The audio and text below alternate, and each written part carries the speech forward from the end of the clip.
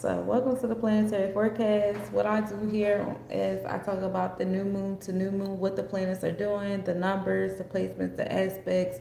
We get into a little bit of history here, and we talk about, what historically happened around this time, patterns, things like that. I'm always open to people in the comments, giving me feedback, sharing information with me too. This could be an energy exchange if we allow it to be, or it could just be me chatting. It's up to you. However, we started the new moon energy on June 14th, which was Sunday, a few hours ago. Excuse me.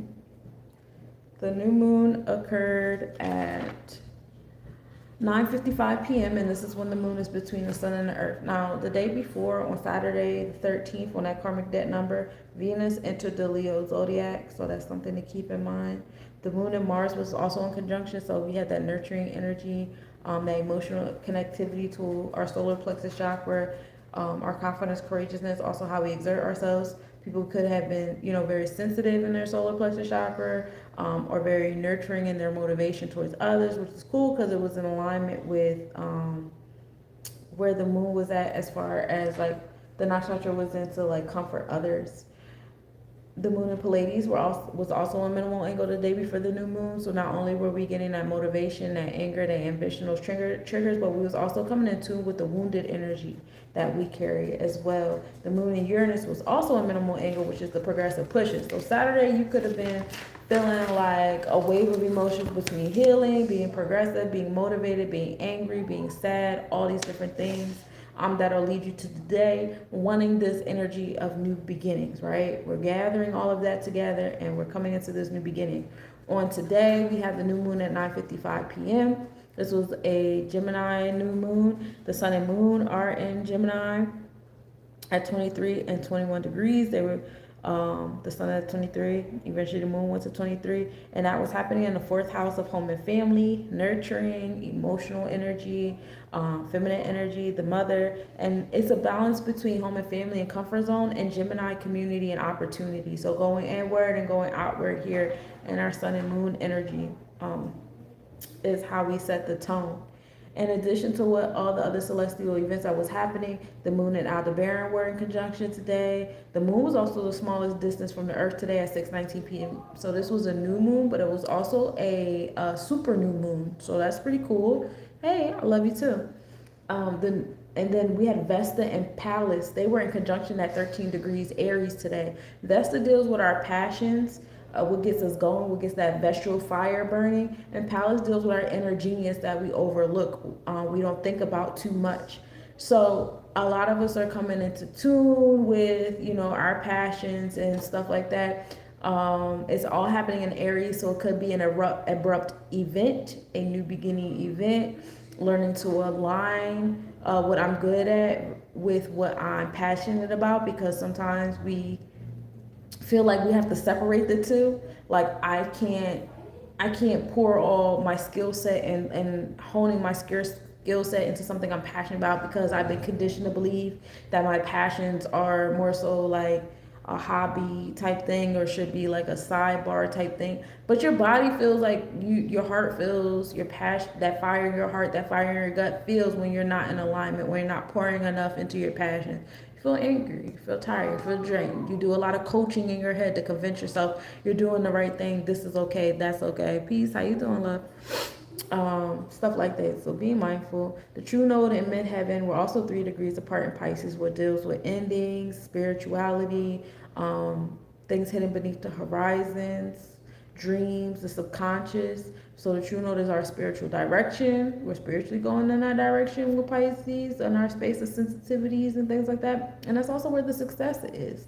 Success is over there, as well, says midheaven. So you guys paying attention to your sensitivities, your nervous system, your spiritual self, fulfilling your soul's purpose and stuff like that is where success comes from. So I really want y'all to get in tune with y'all Vesta, the things that y'all are passionate about, because that's where your energy is. Like, this is the black hole, this is your passion, and there's this like strong magnetic pull here, and you're allowing the job, the kids, the indoctrination, the training, the societal norms create like this friction here And it should be like this. It should be on quotation, but instead it's like, and you feel that energy in the middle, and that brings a sense of depression and completion, restlessness, anxiety, constantly questioning and doubting and, doing sabotaging and doing all these things. And because you're in between, instead of allowing those energies to align, because you're like, no, I can't, I gotta do this, I gotta do that, I gotta do this, I gotta do that.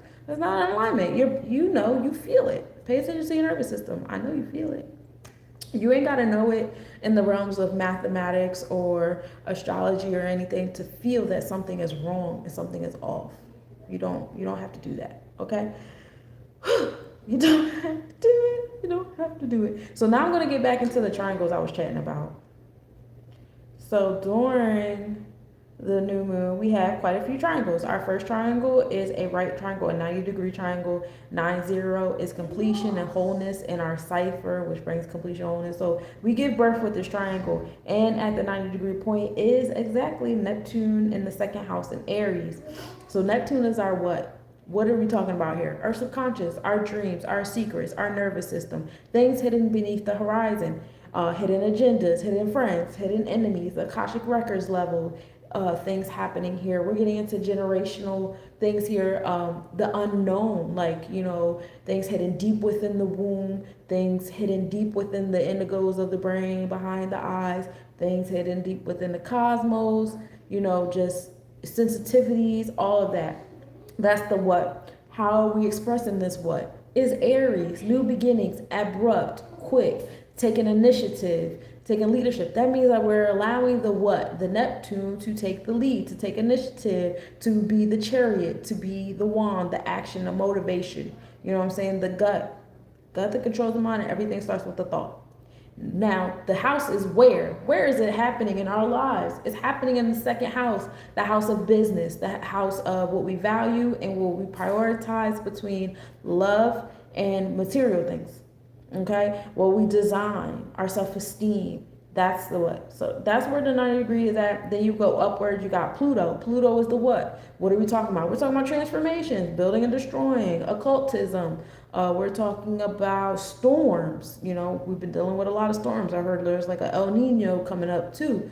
I've noticed a pattern down here is like if there's a new moon or a full moon, we definitely gonna get some storms. And I like it because it cools down.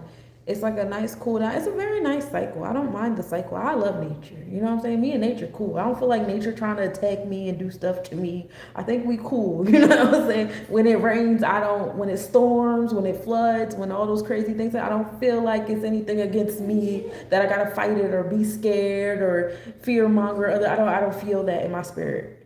Other people do, more power to you. I don't think it's a right or wrong. It's whatever you want to do. Some people might listen to me and say, bitch, you crazy. Well, I guess I'll be crazy because I definitely over the weekend was walking in that storm. I was outside, shoes off, in the grass, storming, lightning, thundering, did not give a fuck, and I was enjoying it. And I even did my mathematics during a period of time while I was out there. Y'all see me. I ain't got a lot of y'all.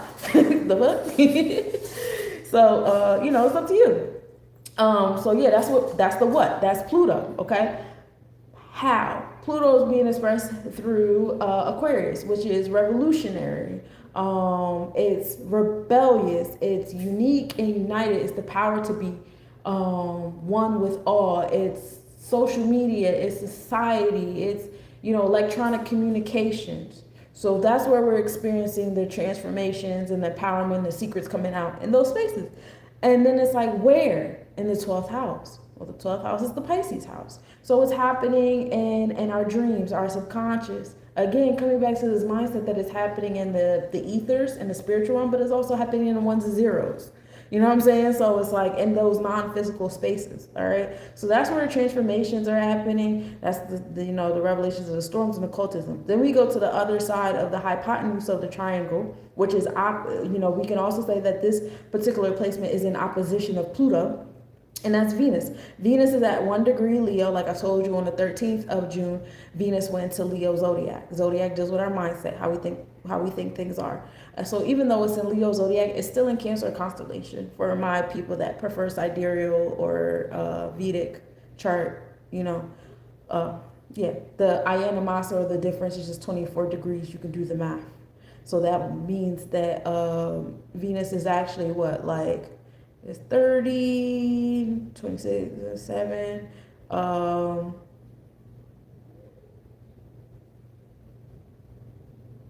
It's like at 6 or 7 degrees, 6 or 7 degrees, Cancer constellation at this point because it's moving. But Venus is over there. Venus is the what? Venus deals with business and love, what we value, what we prioritize, our self-esteem, what we wish to design in our space. Hey, sharpen up. How? Creatively, says Leo. Creatively, it could be a little dramatic as Leo deals with thespian type energy, and a leadership like quality, confidently. It depends on how balanced you are here, because it could be arrogant, it could be, you can be stubborn but still opinionated. Things like that could be Leo too. Depends on you. Okay, so where in our life is this being experienced? In the sixth house, our health, wellness, daily routine, our moral and integral code, how we listen, speak, how we teach, how we learn. So what are we doing with this right angle triangle? Well, with this right angle triangle, we can build upon our dreams, our subconscious, with that Neptune at the 90 degree.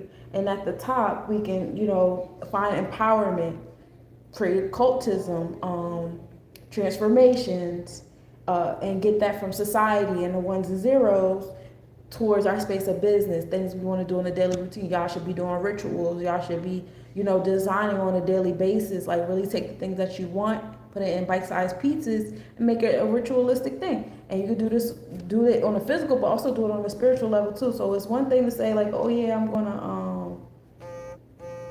I'm just giving you an example. You don't got to do the example boop, boop, boop.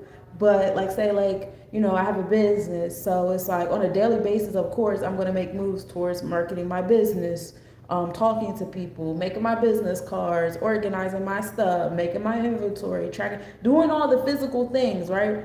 But this triangle is also saying that's cool. Also need you to do the spiritual things. Be ritualistic with your energy, program your body, program your aura, put yourself out there, because people are going to feel that. And so when you walk in certain rooms, people not only, see your business because you've been putting the physical work in, you're probably wearing it, especially if you make art or some type of something. Pretty sure you got your shirts on or your jewelry on or carrying something.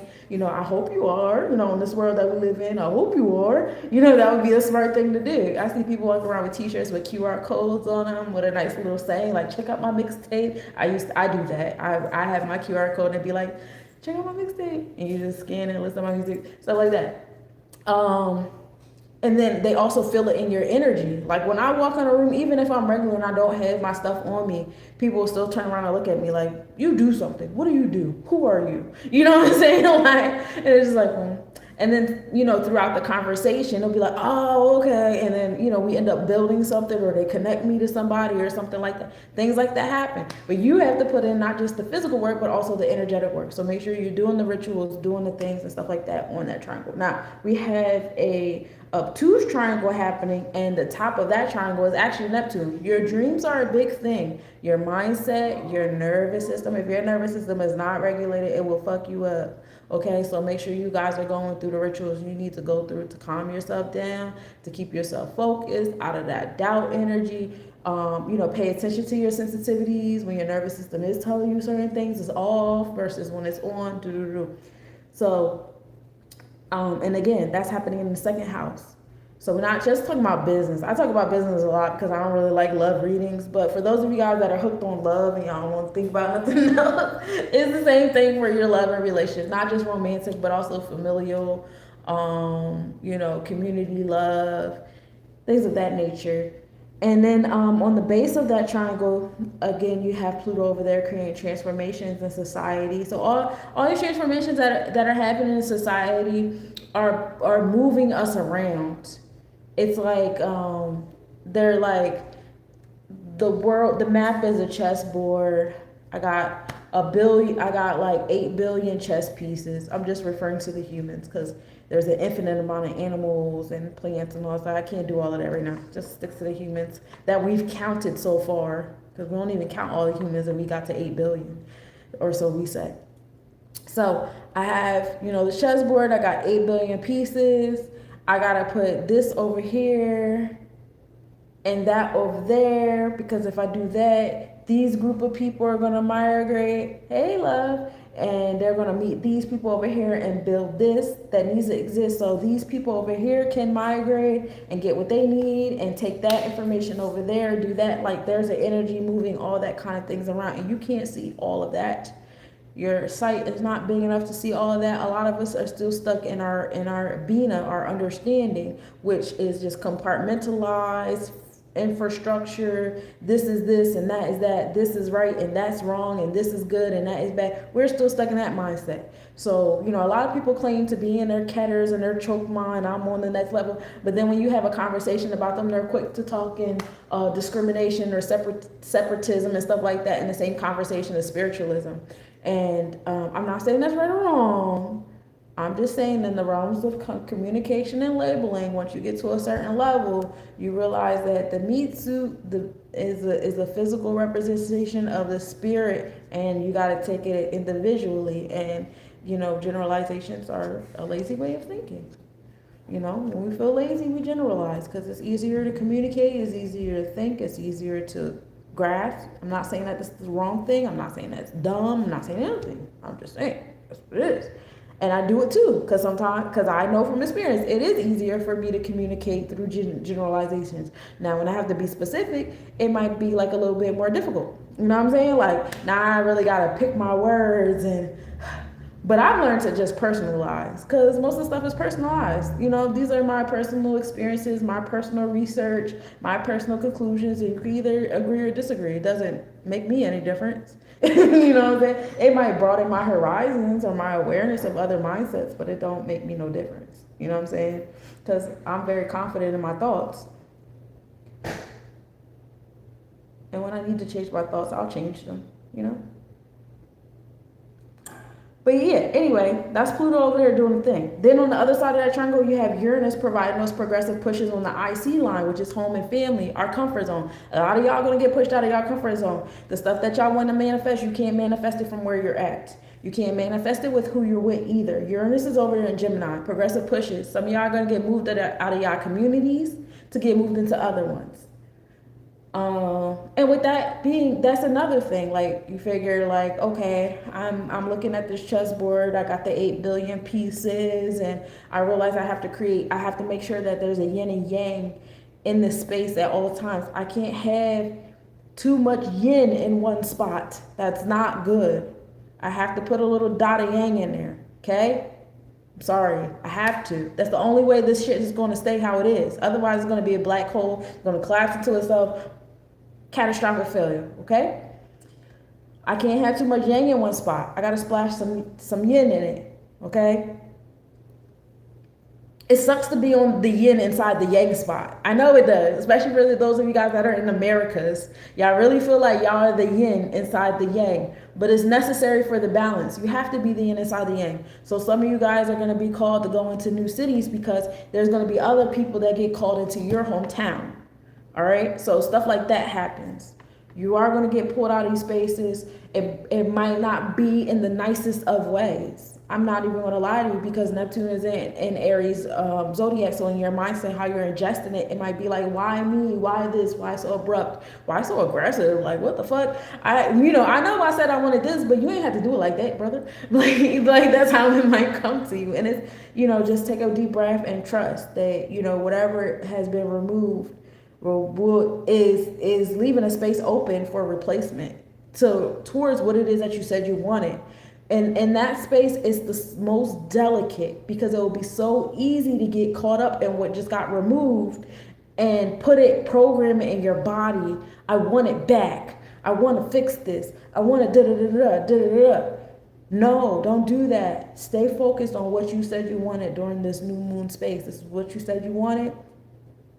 You didn't fully see how it was going to happen because you didn't fully realize how many people, places, things, situations, and elements had to be moved around for you to get what you want. But now you see it, and just breathe through it and realize that this is all happening in your favor. It's all happening in your favor. It's going to be okay. It's going to be okay. But once you start second guessing and trying to pull back your stuff, you're confusing the program. You know what I'm saying? You're setting the program for your body, for your mind, for your motive, for your gut, your movement, and all that stuff. You fucking up the program because you backtracking. When you ask for things, see, when I've learned, when I ask for things, I also ask for, like, yo, I know I'll be asking for stuff, but could you please, like, give me, like, recognition when you handing it to me? Like, can I get a safe word? Can I get, like, if you give it to me in a person, can a person say, like, a word to me where I'm like, oh, all right, this is what that is? Like, can I get that? You know what I'm saying? Like, that's the type of time I view it. Like, and then also, can I please be in a space where, like, you know, I just want to stay in the momentum of reception, you know? And so that's what I'm programming my body to do. Stay in the momentum of reception. We're receiving. That way, when it does come to me, I don't have walls up. Like, is this okay? Is this for me? Not right now, too soon. Like, no. It's right on time because I had to move like 5 million things over here for you to be right here to do step one. So get the fuck on, because if you don't get the fuck on, I move those million pieces for nothing. And what you're supposed to do in that spot is supposed to help millions or more, and you're not going to go in that spot. Now I got this open spot. Please do what you said you was going to do. Your word is your bond. That's some real shit. Your word is your bond, because you are programming yourself with your words, right? The first gift they've ever sent. Oh, thank you for the gift. I thought that was you texting me.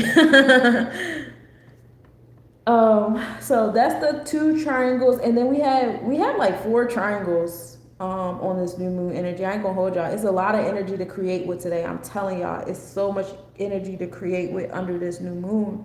It's like, it's beautiful. It's poetic. It feels so intentional for the solstice, especially for us sun people out here.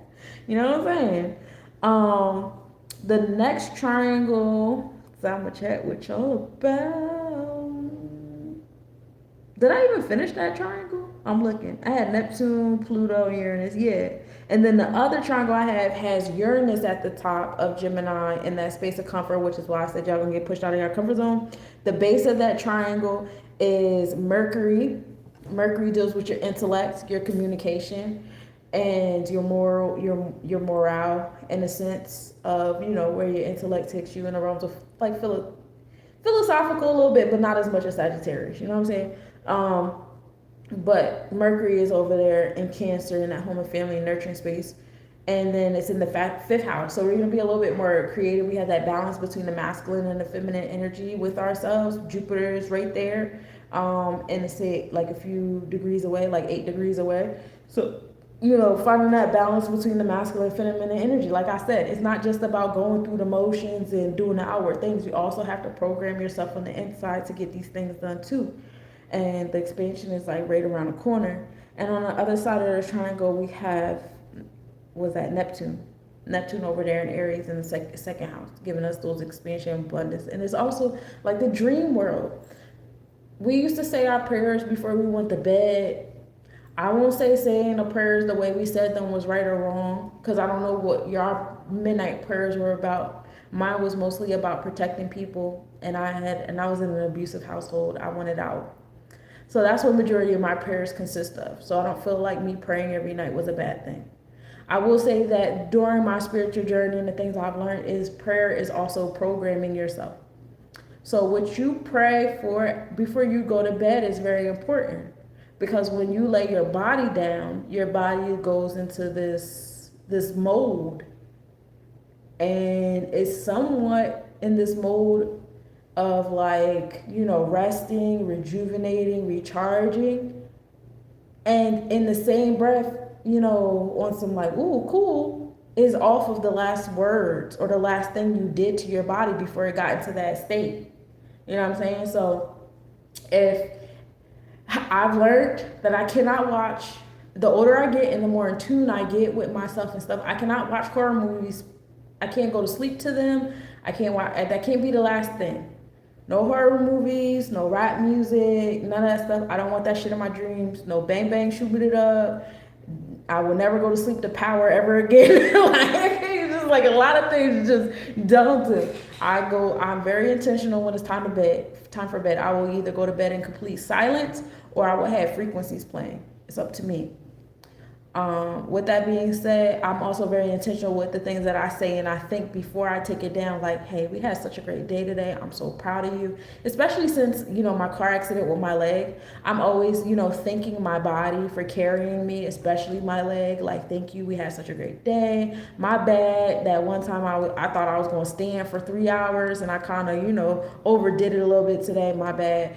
Stuff like that. Like, and I speak, healing. Let's wake up. When we wake up, we're going to do this. We're going to get this done. It's going to be a great day. Sometimes I'll go to sleep, on my way to sleep, I'm like, while I'm over in dreamland, I would like to get some answers on some things. I would like, certain people or elements or answers to reveal themselves to me. And not just ask for that, but also ask for the ability to hold that information. If it doesn't have to be, it doesn't entirely have to be in your conscious. It would be nice if you could wake up and say, I remember my dream, this happened, and that's why it happened. But if it doesn't happen that way, at least let it program my body to where my mind, my heart, my gut, my hands and feet are in alignment with it, and it's going to make the things happen. You know what I'm saying? So that's the type of time I'll be on. I'm just sharing that with y'all. If somebody hears something and it resonates and it's something you want to try, I recommend trying it because it does work for me. It has worked for me. And I noticed that, during times where I forget to do it for an extended period of time, I fall back into those patterns of depression and losing my routine and my structure, and I start second guessing things. Like I just fall out when I stop doing those things. Now I know a lot of that has to do with me and my personal placements, you know what I'm saying, because I need the structure. I have to have these things. When I don't have them, I fall out, and sometimes I need to fall out, you know what I'm saying, because I get hyperactive. I start filling my time up with too many things. My Mars is in Gemini, baby. I be everywhere. You know what I'm saying? But my Vesta is in Gemini too. So I love it. I love being everywhere, and it'll make me restless. So I'm learning this is the reason why I'm an energy awareness coach, because I'm aware of my energy. I'm very aware of myself. The cycles of myself that I like, that I don't like, how to manipulate them, how to redirect them, how to do all these things. And that's why I teach it. You know what I'm saying? So I gave you the 3 triangles. They make a trapezoid. Have y'all like trapezoids? And that's the energy that we have for the most part with the new moon for the 14th. And so on the 15th, what do we have selected? So I'm not going to get too much in detail what the planetary activities are, because y'all know I'm getting back into my routine of the daily mathematics and giving y'all the details on a daily basis. But I will tell you guys the main events though, like some major events. Like on the 15th, the sun will enter the Gemini constellation. So for a few days, we'll have the sun in Gemini constellation and zodiac. So not only our mindset, but also our experiences will be in alignment with our community, communications, opportunities. The goal is to be focused and flexible. If you find yourself restless, fickle, having a whole bunch of tabs open and not being able to finish them, you might want to pull back. The AC and the fortune are at 10 degrees Gemini. So that energy that we put out, like I was telling you, how you walk in a room and somebody might turn around and be like, what do you do? Who are you? Things like that can happen because of the AC line. And then the fortune, those could be very fortunate conversations and energy exchanges that have. So I won't tell you what to do. Your intuition knows when to ignore somebody that's trying to communicate with you and when to engage.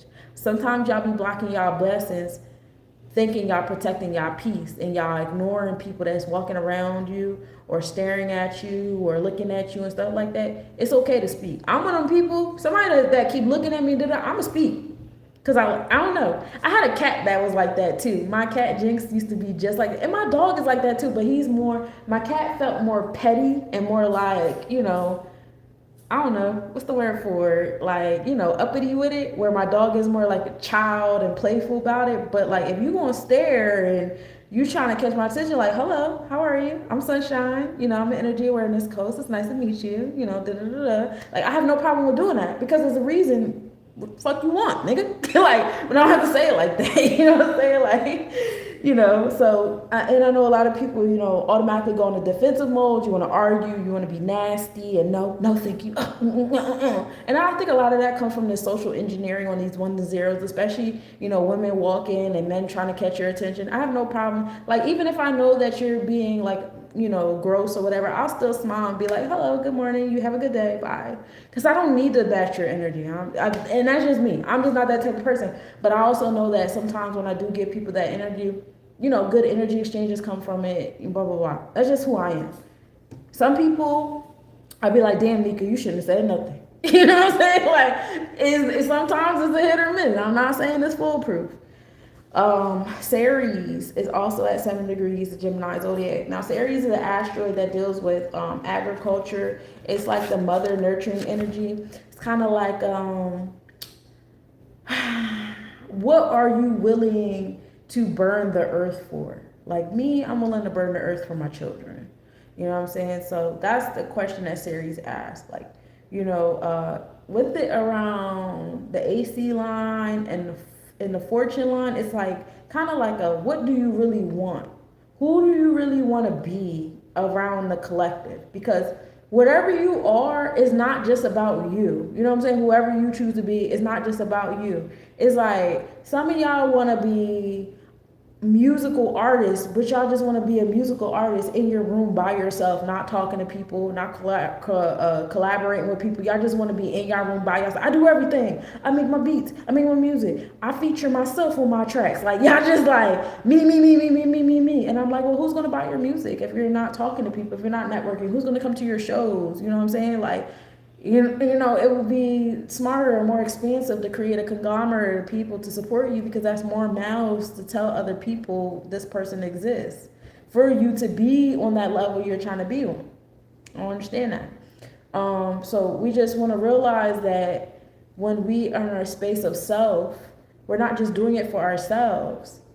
And I'm not just talking about on a physical, also on a spiritual level. When you guys are doing that healing work and you're working on your nervous system and your electromagnetic field and you're aligning yourself, yeah, that feels good to you. That doesn't just affect you. When you go outside, that affects the plants and the animals too. They feel that shit too. Why y'all think when some of y'all go outside, a squirrel will run up on you and want to sit on your shoulder?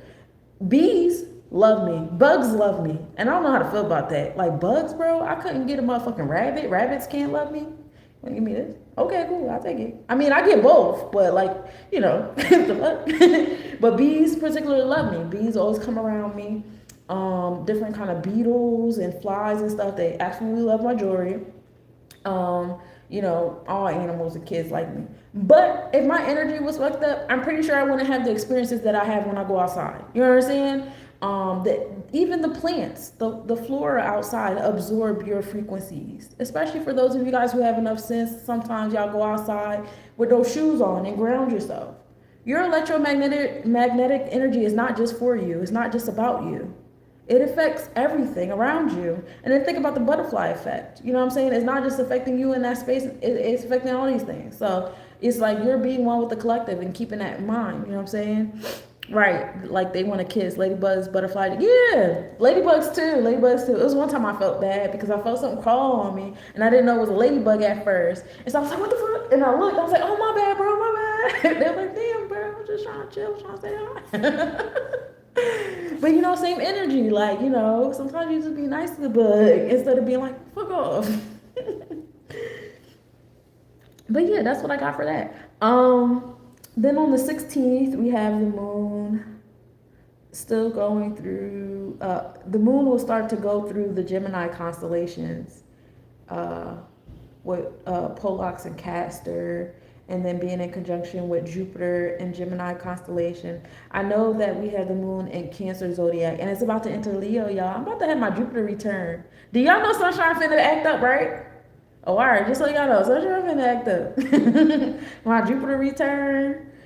It's the year of the horse. Yeah, Sunshine finna act up. But yeah, the moon and Jupiter is nurturing your sacral chakra, nurturing your wisdom, your expansion, joy, philanthropy, helping others, doing for others, wanting to get back to your community would be a big thing. Especially because Jupiter is over there in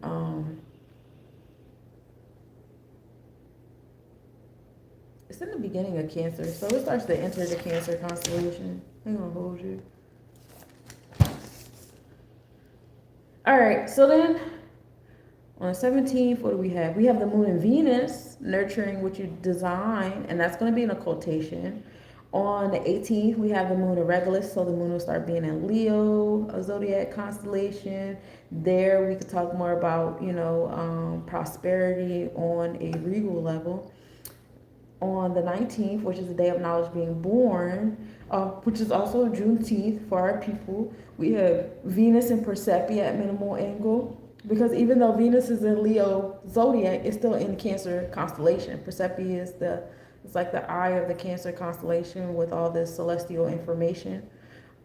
Venus will also be in opposition to Pluto, that's over there in Aquarius. So Venus is in Leo energy, which is fixed. It'll be, I think Venus and Leo is definitely a time for the romantics, creativity, things like that. Pluto brings on sex, power couples happening there. So for those of you guys that are looking for someone or want to be in a relationship, I have no doubt in my mind that during next weekend, especially because that's like the summer solstice weekend, ooh, that was so cute. You'll definitely find your ops.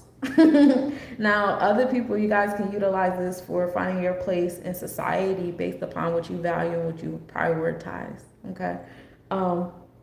And then in Aries, we have Saturn at 13 degrees, giving us the challenges and the infrastructure. We have Vesta telling us our passion. So in this energy, you should definitely find some type of structure to your passion, especially if it's something that you want to pursue in the physical.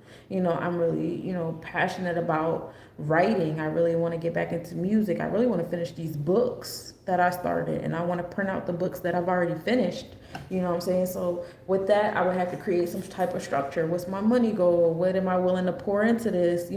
Who are some people in authority I should go to and learn from real quick? Or am I only using my authority? Different things like that. What are some of the challenges? How can I prepare myself for the challenges? What kind of strength do I need to experience these challenges without falling the fuck apart? You know what I'm saying? That's all Saturn, in alignment with Vesta being your passion. Palace is right there too. So some of the things that y'all passionate about, y'all might not even think y'all good at, and I don't understand why. And then when y'all have y'all challenges, it's like, see, I knew I wasn't good at this. Look at these challenges. Like, bro, relax. Like, you are good at this. You just have to exercise. You have to wake up the muscle to realize you're good at it. You know what I'm saying? The fortune is also here. So you guys really pushing through this shit, these placements. And then these are 4. 4 is stability. So we can build. On the 19th, you could build with these placements right here. It will work to your benefit. Aries is about that action. It's going to be up to you. So if y'all sitting around waiting on somebody else to come around and push you and do the things, you might be lucky enough to attract the Aries into your life to say, hey, yo, get that shit the fuck done. But like, you might. However, all of y'all have Aries. All of y'all have a first house. All of y'all have Aries placements. All of y'all have a Mars. All of you guys have a gut. All of you guys have blood flowing through your veins that pumps faster or slower, that makes time move faster or slower around you, that make you feel anxious to get something done, or cool, calm, and collected about getting something done. You guys all have the same thing, no matter what kind of way you want to look at it. You know what I'm saying? So with that in mind, you have the power to motivate yourself. You just gotta, reach into it. Reach into yourself. When we get to the 20th, Chiron enters Taurus zodiac. That's a big deal because we've been in Aries for a minute. Let me look at my paperwork to tell y'all how long we've been in Aries. Chiron sits in Aries for about 8 years. So Chiron has been in Aries for about 8 years now. This is the zodiac, so we're still in Aries constellation. Don't get it twisted. We kind of just entered Aries constellation about a year or so ago. But in the zodiac realm, it's, we have been dealing with our wounds with Aries. Aries deals with wartime. Aries deals with leaders. Aries deals with fire and anger and triggers and ambition and motivation and people's solar plexus chakras and control and enforcement. And we have been dealing with our wounds in that area for the past 8 years. How well have you guys been dealing with those wounds? How well have we been dealing with those wounds? Because whenever I think about those wounds, you know what I think about? I started thinking about plantations, the Gullah Geechee tribe, our origin stories. I started thinking about, the wars that the battles we've been through that led up to this moment. Um, I think about a lot of that, and I'm very proud of our people for taking the time out to learn our lineage, learn the language, learn, how to be sovereign people. Think about it. 8 years ago, that was like 2018, right? That was like a year before the whole situation. I don't want to say the word. I definitely love watching broke women with no husbands do voodoo. Aw, yeah, it is fun. um, but yeah, so you gotta think about it. That was like 2018 around when that first started. So it's been opening a lot of conversations of healing with families. People started moving into the ones and zeros, having these conversations on social media, getting in tune with the scrolls and all these things was happening, and I'm like really proud of us for dealing with our wounds in that way. So I can only imagine like when we start coming into this Taurus energy, especially with everything that's been happening with the economy. They have this Trump account thing now, and I see one particular person that teaches people how to be sovereign and teaches people how to be law. I have mixed feelings about this person right now because I saw a period of time where someone else had an issue with this person. They were kind of airing this person out. So I have mixed reviews, but they're heavily pushing people to get the Trump account. Like, if you don't get it, you're a loser. And I'm like, it's $250. Relax. Like, but I got to read into it myself. I don't really trust certain things to be like, let me sign my kid up for it. You know what I'm saying? Like, regardless of how well we know legalese and stuff like that, it's like you keep trying to play fair with people that don't play fair. Like, I'm pretty sure the people that play around with this do not give a fuck about the legalese that you know now. They've been doing shit. You know what I'm saying? Like, you know what I'm saying? Like, I don't know. Anyway, so what's the biggest difference from being in the constellation and the zodiac? The biggest difference is the zodiac is a fixed circle. It's a fixed 360 with 30-degree parts. That's the thing that we think of. The constellations is the actual stars, the cluster of stars. Some constellations are bigger than 30 degrees. Some constellations are smaller than 30 degrees. Some of the constellations are shaped a certain way where they might float. Like Virgo is the biggest constellation because we the biggest. Virgo is the biggest constellation, baby. We go across 3 zodiacs. Play with your mama, okay? But there's a lot of other constellations too that are not in the zodiac because they're not entirely on the sun's ecliptic line. But yeah, that's the biggest difference. And so when we are talking about like astrology in the realms of constellation and zodiac, from my understanding, from my years of research and experience and application and results of said application, I have come to the conclusion, and someone else can up to a different conclusion. That's why, we have multiple teachers, instructors, and schools of thought. I'm not here to debate. But my conclusion is that tropical more so deals with your thought process, how you think things are based upon your upbringing, your education, because we think with the tropical chart. And constellation is what's actually there, which is the cluster of stars. This is what's actually there. So it's what's actually happening. I've noticed that when people nosedive into Vedic and sidereal astrology, they say this feels more accurate. This is more accurate because they're being told what's happening, and that's what they mostly want to pay attention to, what's happening versus what they think. And I think a lot of people try to identify what astrology, and astrology is not identification more so than it is like a tool of your internal clock, your cycles, like the cogs in your wheel or whatever, however, you know what I'm saying. It's not really an identity.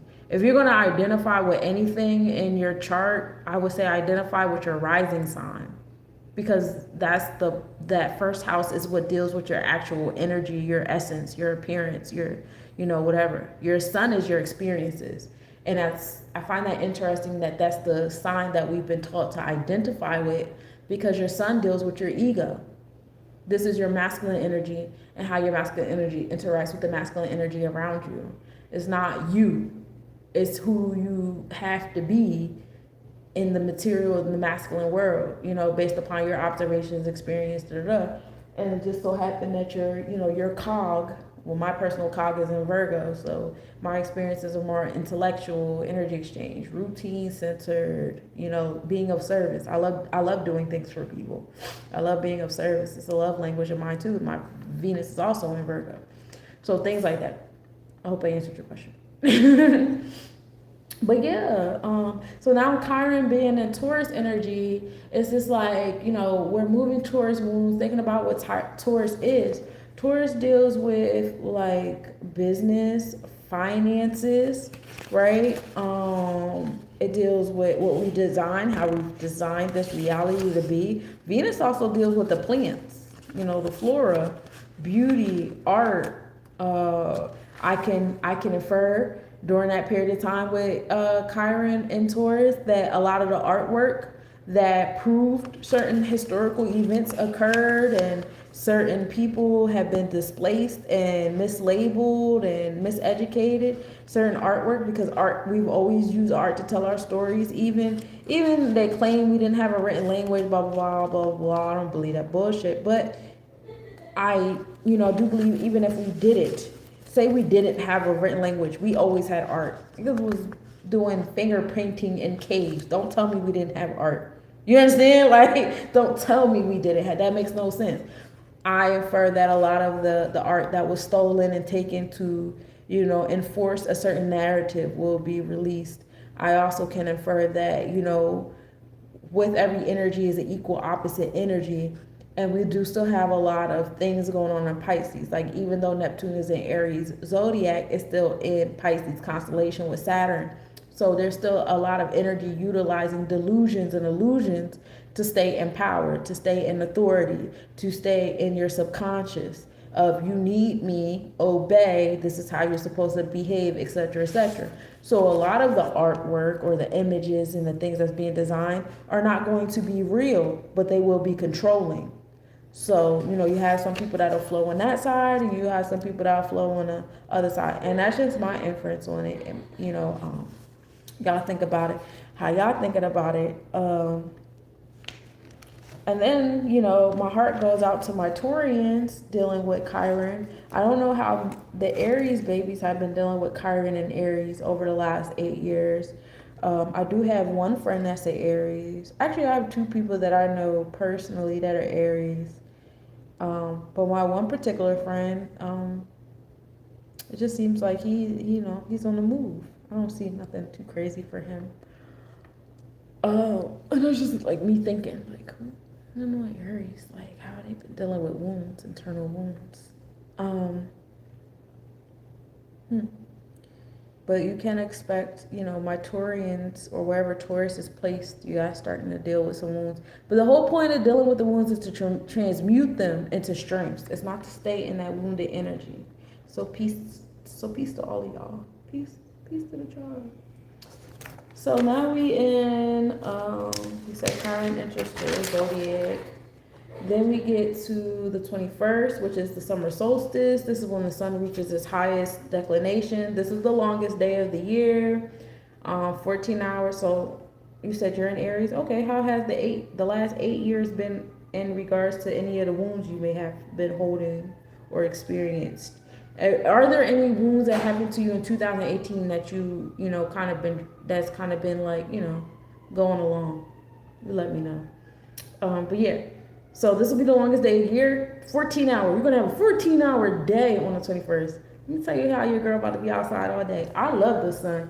14 hours and 31 minutes. I'm going to be outside for every last one of them. Starting at 3:26 in the morning. Let's fucking go. The first quarter moon is also on the 21st. Ceres and Aldebaran will be at minimal angle. The moon will be in opposition of the south node. The south node deals with our spiritual comfort zone, where we're coming from. And so the moon being in opposition will probably like shine some nurturing light on our, where we come from spiritually, which is over there in Pisces. Then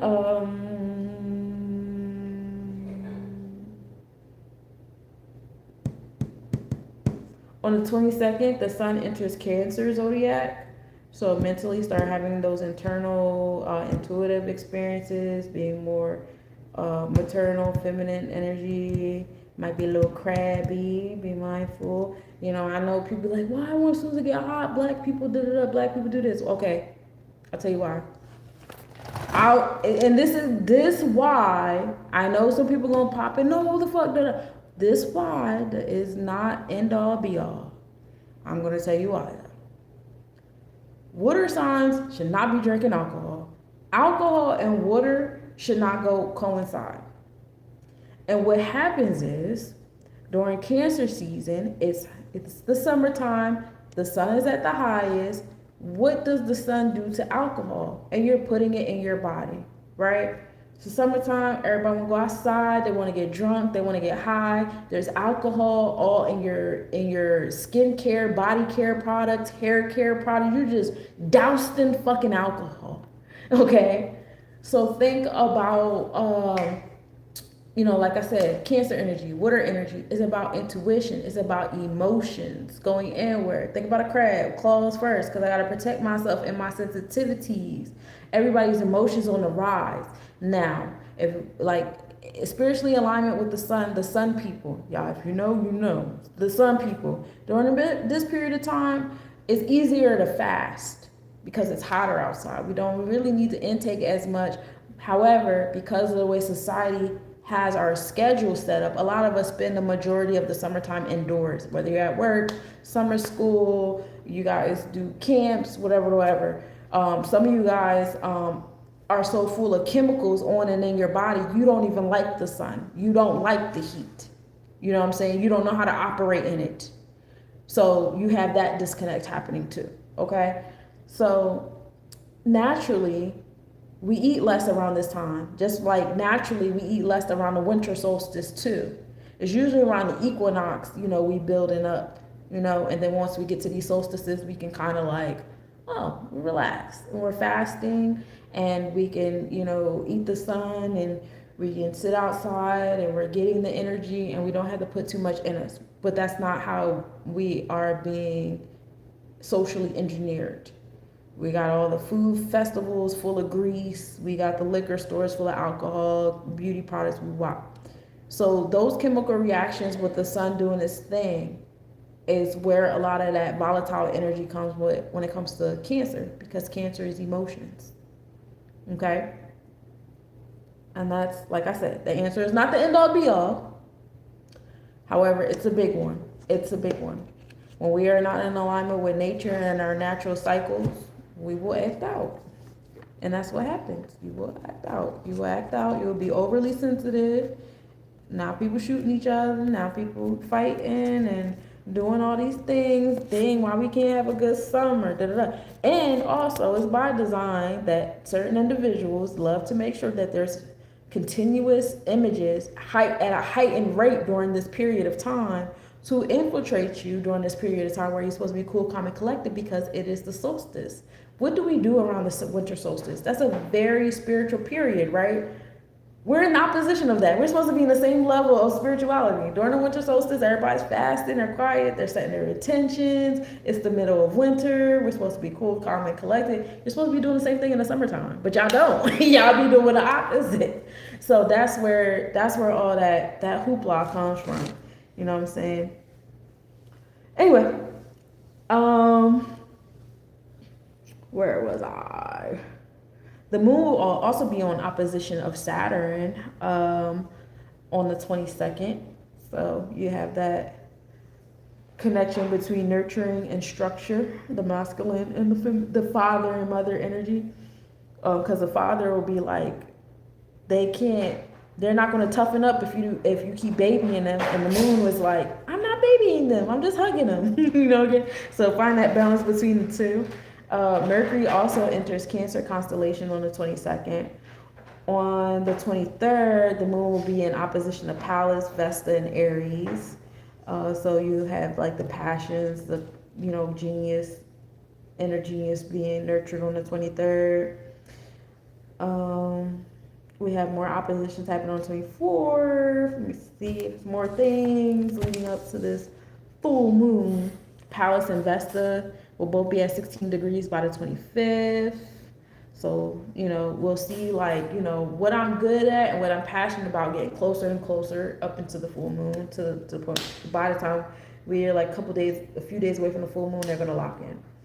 Then the moon goes through Scorpius constellation, and that's fun.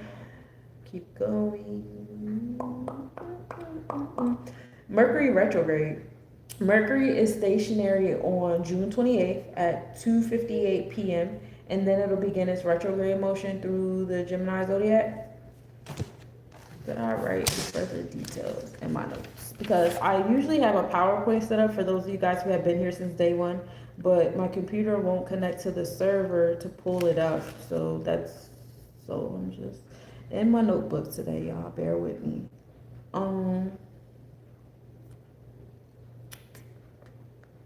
Usually I can have the degrees when it starts and when it ends. But Mercury retrograde will be ending at 16 degrees Cancer zodiac on July 23rd. So keep that in mind. So we're going from Gemini back to,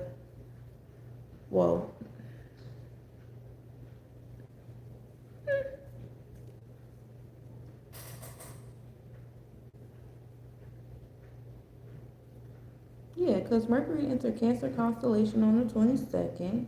That means at this point, what's after Cancer? Leo. Mercury should have been at Leo somewhere.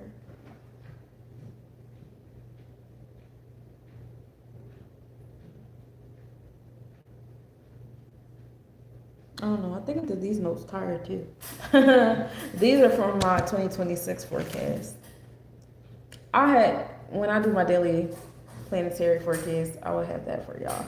But the retrograde does begin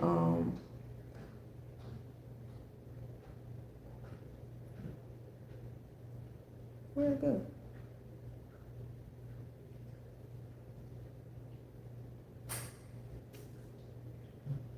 Oh, the Mercury. Oh, before it goes retrograde, it goes with Mercury and Jupiter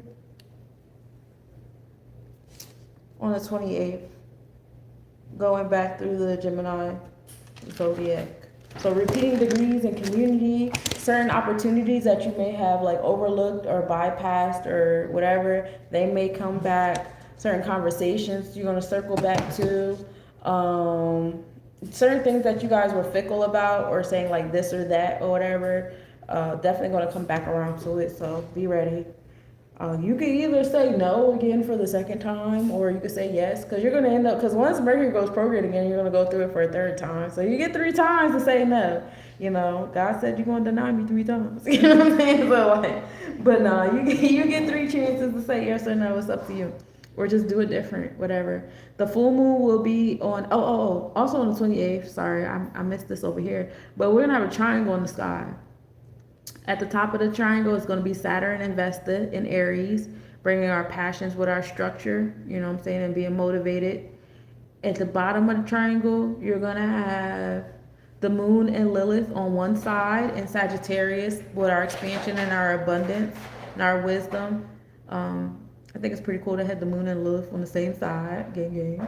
And then on the other side, you're going to have Venus and Leo. So,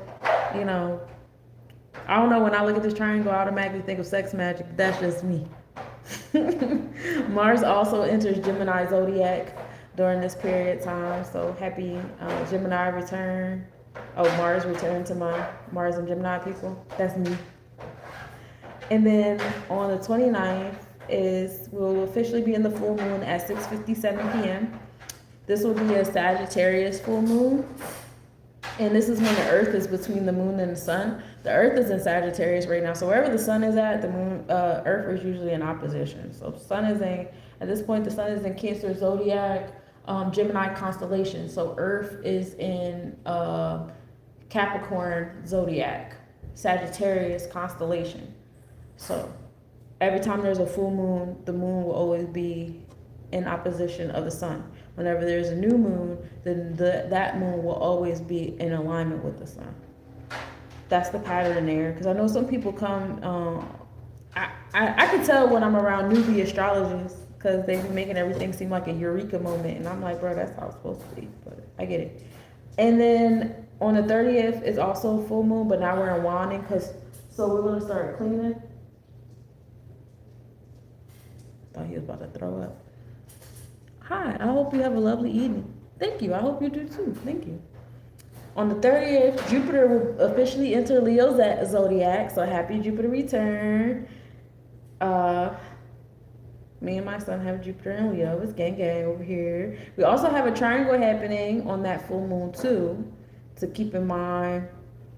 So in addition to, what was that? That was a fire moon. That was a fire triangle that we had the day before the waxing full moon. Down here we have looks like a cardinal triangle. So we'll have the sun in Cancer, which is cardinal water, taking initiative there. Then we'll have the moon in Capricorn, that's cardinal earth. And then we'll have Saturn and Vesta in Aries, that's cardinal fire. So the day before the full moon, we have a fire triangle. So pull the wands cards, get active, get some, be in motion. And then afterwards, you're going to have cardinal. So it's going to be like take initiative. So that full moon is going to be all about taking action, being in motion, abundance, expansion, things like that. That's what I will focus on. And then Jupiter enters Leo. So Jupiter is providing that expansion, the abundance, the luck, the generosity, and all those things to people that are really like in that leadership, creating and doing the things. Then on July 1st, Eros enters Libra zodiac. And so I wasn't checking on Eros too hard to say how long they were in the previous one or not. I ain't gonna hold y'all. So many asteroids. I'm only gonna focus on so many at a time. But Eros enters Libra zodiac, another placement that's real good for my love bugs out there. Because Eros deals with love. What do you want in love? What do you desire? What do you want to align with? And now we have Jupiter providing expansion and abundance, and Leo is the romantic. I know we go towards Venus and we say, oh, Venus is love and da-da-da. And yeah, Venus is. Venus more so deals with like that balance between the material and the spiritual when it comes to the matters of the heart. Venus deals a lot with that moral code and value, what we prioritize based upon that moral code. That's what Venus more deals with. That's why Taurus is that balance of material, business, and facets of love and forgiveness. And Libra is justice and being in truth. Because yeah, it's about love, but it's about heart. Is your heart as light as a feather? How are those matters of the heart going? Whereas Leo is more so romantic. Leo is the romantic. Leo is the one with that kind of love that we're going for. All right. So Eros enter that, interpersonal relationships. It's a good day to get married. Anybody want to get married on July 1st? That's your June. Okay. Hey, Greg. You said, asteroids. Yeah, asteroids. That's Eros. The moon and Pluto will also be in minimal angle on the first two, and then the moon will also be in opposition of Jupiter. That'll be at 0 degrees Leo, providing that nurturing energy and awareness, and also moving things around because the moon will be at 0 degrees Aquarius. So the energy will be moved around again to make the things that you say you want happen for real, especially if you start making movements around that like 3-day full moon experience. Yeah, I love that for y'all. I said for y'all.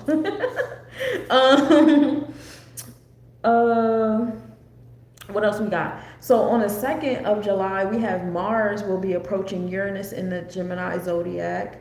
Uranus is at 3 degrees, Mars will be at 2, so we're getting closer. Moon and Pluto still be around, providing transformation to our emotions and things like that. Then we have another triangle. Remember I told you, this is the season of triangles, heavy on the creation and manifesting. This is our season, y'all. Just like all winter solstice is a space of the veil is thin. We're supposed to feel that same way here. I think that we lose ourselves in the summertime because we become more like external because of the sun. And that makes sense because, wintertime is the moon and going internal. However, they're in opposition. It's supposed to be a blend of both. So it can't just be external all the time. You gotta go inward too. The same way we go external and internal during the wintertime too, because y'all be going to Christmas parties and family dinners and da da da da. Like same energy, find a balance. But that triangle that we're creating here, you have the vertex and Eros at Libra, excuse me. So it's about, you can create that love, the relationships, the interpersonal relationships, the bond that you want to attract. So this is a good triangle for attraction. You know what I'm saying? What would that be like? I forget the name of that thing.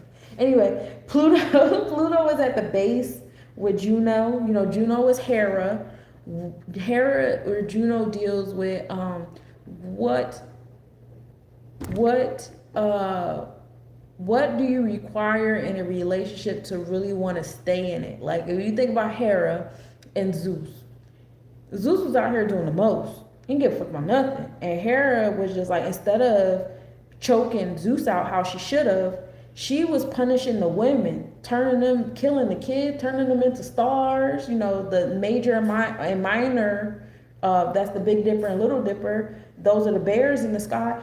That's Zeus' side chick and his extra baby. Hera put them up in, you know what I'm saying? She's like, y'all got to go. She's a very jealous woman, but she wouldn't leave that man. And I'm just like, so what was it about him, sis? And so wherever your Juno is, that's what people be like, what is it? What is it? You know what I'm saying? So you find out where your Juno is. But you can also create here with this, like Eros, like I want to attract a love that has what I need in that Juno. And then we also have Uranus here. So there's some progressive. So a lot of us pray for a man or a woman that we want. But if we keep it 100, we ain't where we need to be to receive them.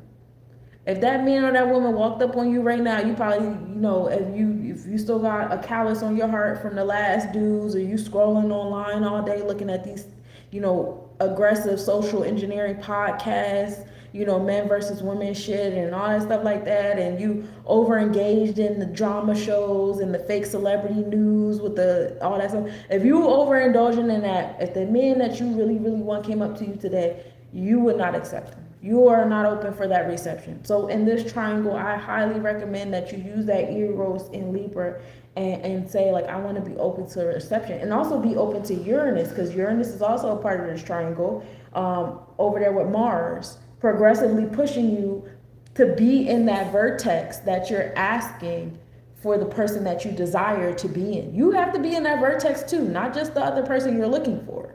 You understand? So be mindful of that. Mars also deals with sex. So I love that for you. So that's a nice triangle to manifest who it is that you want in your space. You know what I'm saying? What it is that you really want. I don't know. I might do it too. I don't know. I might do it too. If it means if I could put my Juno in it, why not? Why not push me into the vertex of meeting somebody I want? But I have to be like really, really detailed, because I always feel like Brendan Fraser in Bedazzled. Well, is it called Bedazzled? Yeah, Bedazzled, right? When he met the devil and she said, like, say what you want. And every time he said what he wanted, she would give him what he wanted, but it would be something missing. You know what I'm saying? Like, he was an artist, but he wouldn't stop crying. And he was like pushing the girl away that he really liked. Or he was a basketball player and he's tall, he's masculine, he's not crying anymore, but his penis is little. Like, you know what I'm saying? Like, things like that. Like, I feel like sometimes I be getting bedazzled a little bit, and I gotta go back and be like, hold on a second. That little detail you missed out was a big one. Well, next time put that in your manifestation, ho. You right. So like I'm gonna start now so I could be ready for July 2nd when it's time for me to create my triangle for real. How about that? The third, we have another triangle. This one is our fire triangle is back activated with Venus at Leo, Lilith in Sagittarius, Saturn, Pallas, and Vesta in Aries. So here we're designing what we desire, but we're being primordial with it. This means that what it is that you're desiring here has absolutely nothing to do with social engineering. It's about the things that you repressed in yourself, that you told yourself you're not allowed to have, you're not allowed to be, because it's immoral, it's this, that, and the third. And then whenever you see other people being in their truth and their light and stuff like that, you automatically get triggered, like, how dare you be so comfortable doing it? And it's like, why are you bothered? Oh, because you don't let yourself do it too. too because somebody told you couldn't do it too. You know what I'm saying? Like, so that's what you're manifesting there. Yeah, that's what you're manifesting there because it's a lot of repressed energy between Lilith. Pallas is your repressed inner genius, and Vesta is your passion. And a lot of people that I talk to repress their passions or put them to the side as a hobby, something to do later, just something to do when they can do it or whatever. Meanwhile, they put things that are like enforced upon them or pressed upon them, usually in their Saturn. And your Saturn, you might have the government or the Federal Reserve or the IRS or church or, whatever other religion you go to, or your parents or somebody that died centuries ago and wrote a list of laws that you keep abiding by. You got all them things in your Saturn and you ain't nowhere in there. And you've convinced yourself you're in there because it's you getting up and doing the things every day. It's you pay. I pay my own bills. Okay, that doesn't mean you're your authority. That doesn't mean you're your authority at all. And Lilith is like status and social engineering aside, because fuck that shit. Who are you? Who are you when you're not trained? Who are you before you got trained by your parents to be quiet, to sit like this, to act like that, to move like this? Who were you before your peers came into your life and told you you had to behave like this and talk like that? Who were you before religion indoctrinated you? Who were you before the education? Who were you before these social engineering ones and zeros came into your space? Who are you? And a lot of people don't have an answer because they went through so many things. It's okay. Meditate, sit in silence, sit in stillness, and feel the things and think the things and do the things and pay attention to how you feel when these thoughts are arising. It'll give you guidance on who you really are before all that stuff happened, And so that's the triangle there on the 3rd. And this could also really help you get into the vertex that you need to be in to attract the things to attract the person you said you wanted on the 2nd. You got to strip yourself. You got to strip yourself. Mercury and Psyche will be in quotation. Mercury deals with intellect. Psyche is your psychological self, your behavioral, and that's at 25 degrees Cancer. Cancer's intuition. So we got our intellect with our psychological self and our spiritual self all in alignment on the 3rd as well. 3, a day of creation, right? 7, 3, 1 is 11. That's actually a day of self-mastery. So that's a fire fucking day, y'all. And then the day before will be a day of 1, because that would be 7, 2, 1. That adds up to 1. Actually, it adds up to 10 and it brings it down to 1. So you get that Jeb and Asar energy. I like that. I love that. On the 4th, you have Mars and Uranus at minimal angle. Oh, you know what I didn't do, but it's okay. I'll get into it later. I'm about to do the tarot. I'm about to tarot y'all out on the next new moon. Oh, this is what I said was weird. Okay, so y'all know I'm not with the fear mongering, right? So we finally made it up to the weird shit. So America turns 250 years old this year. Yay. On that day, Mars and Uranus are at minimal angle. Mars deals with ambition. It can also deal with anger and triggers and war. And Uranus provides those progressive pushes, and we know that's happening in Gemini with the community. So that could be in remembrance of the 4th of July and stuff like that. But that also can invoke some shit in other people too. So be careful with people on that day. They could be weird. On the 5th, we have like a David star happening on the 5th of July. You got the triangle going this way, and then you got the triangle on top of it going this way, okay? That's what's happening on the 5th. Now let's talk about this triangle right here. This triangle right here at the top, right there, we got Saturn and Pallas and Vesta in Aries, okay? Saturn is the authority, the root chakra, the challenges. Pallas is the inner genius, and Vesta is the passion.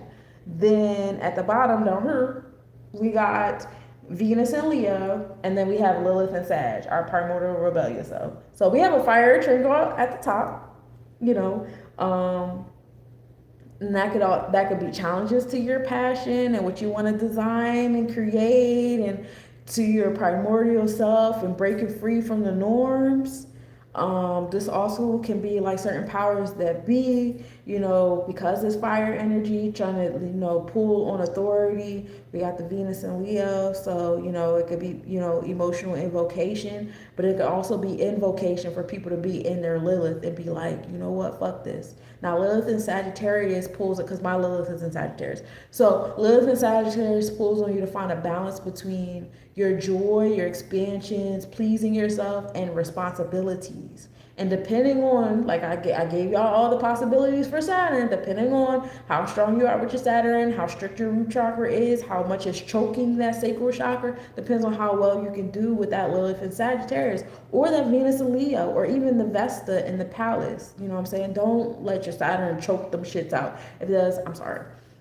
But I do feel like there's going to be some Saturn energy that's going to try to choke y'all out of y'all joy on the 5th. I don't know why, I just feel a strong feeling.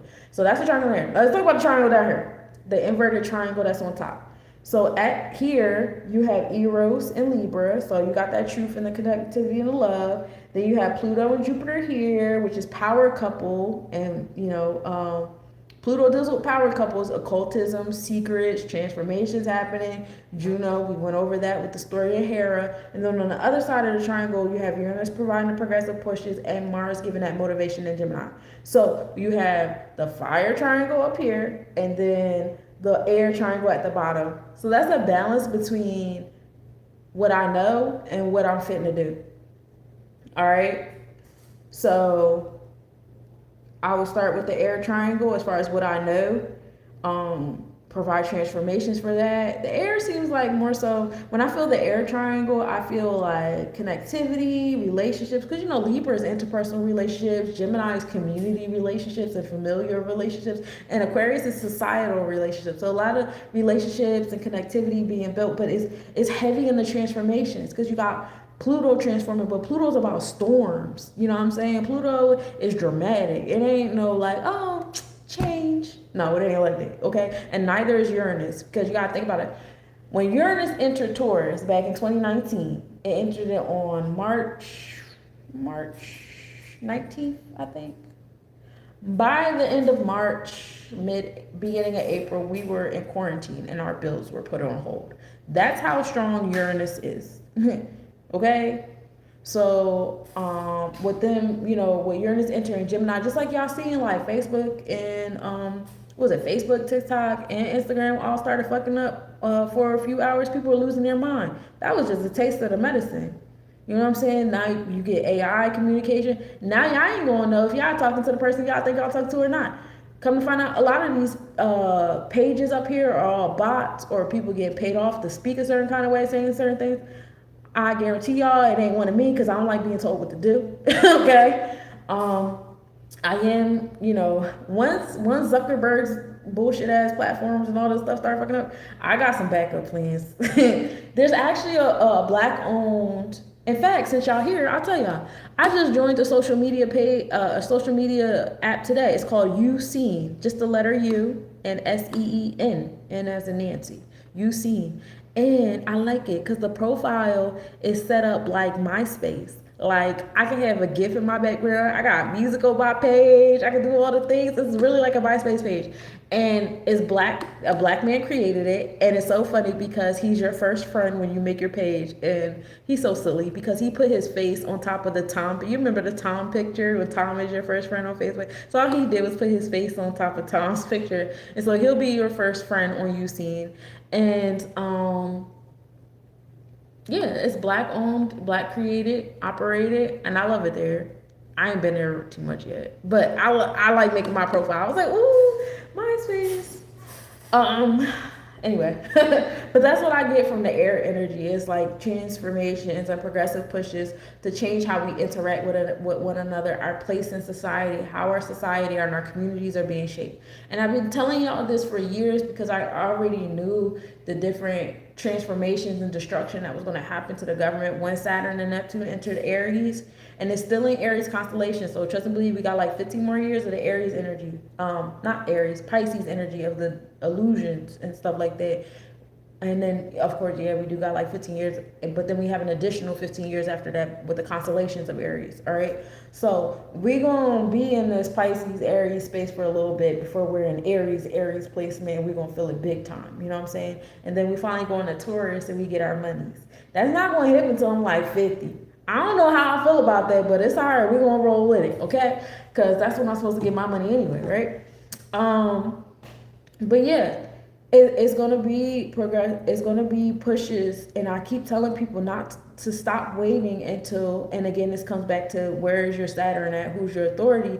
But stop waiting until these rich people or the government or the IRS or another storm or scare or influencer tell y'all, oh, we need to do this, we need to do that. Da, da, da, da, da.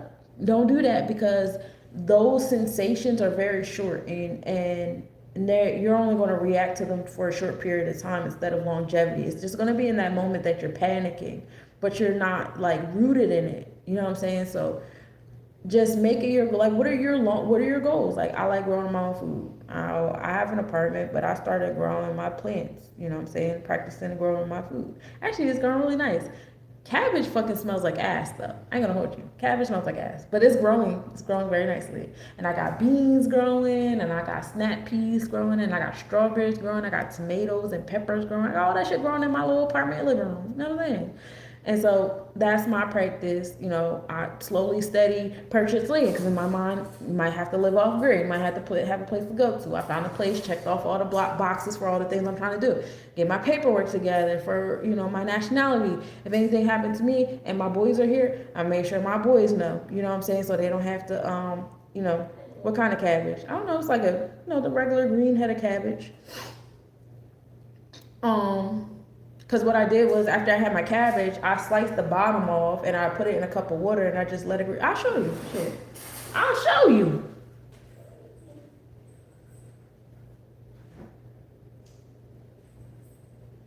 This is my one jar. So all I did was, I keep all my jars. So for people that saying, I can't do it, bitch, I'm doing it. The fuck you mean you can't do it? This is my cabbage, and all I did was slice the bottom piece off, and I just let this start growing, and it started growing, and that's where we're at right now. And eventually I might need a new one, I might not. And it's all his roots, all chilling in there. You see, the bottom, and it smells like ass.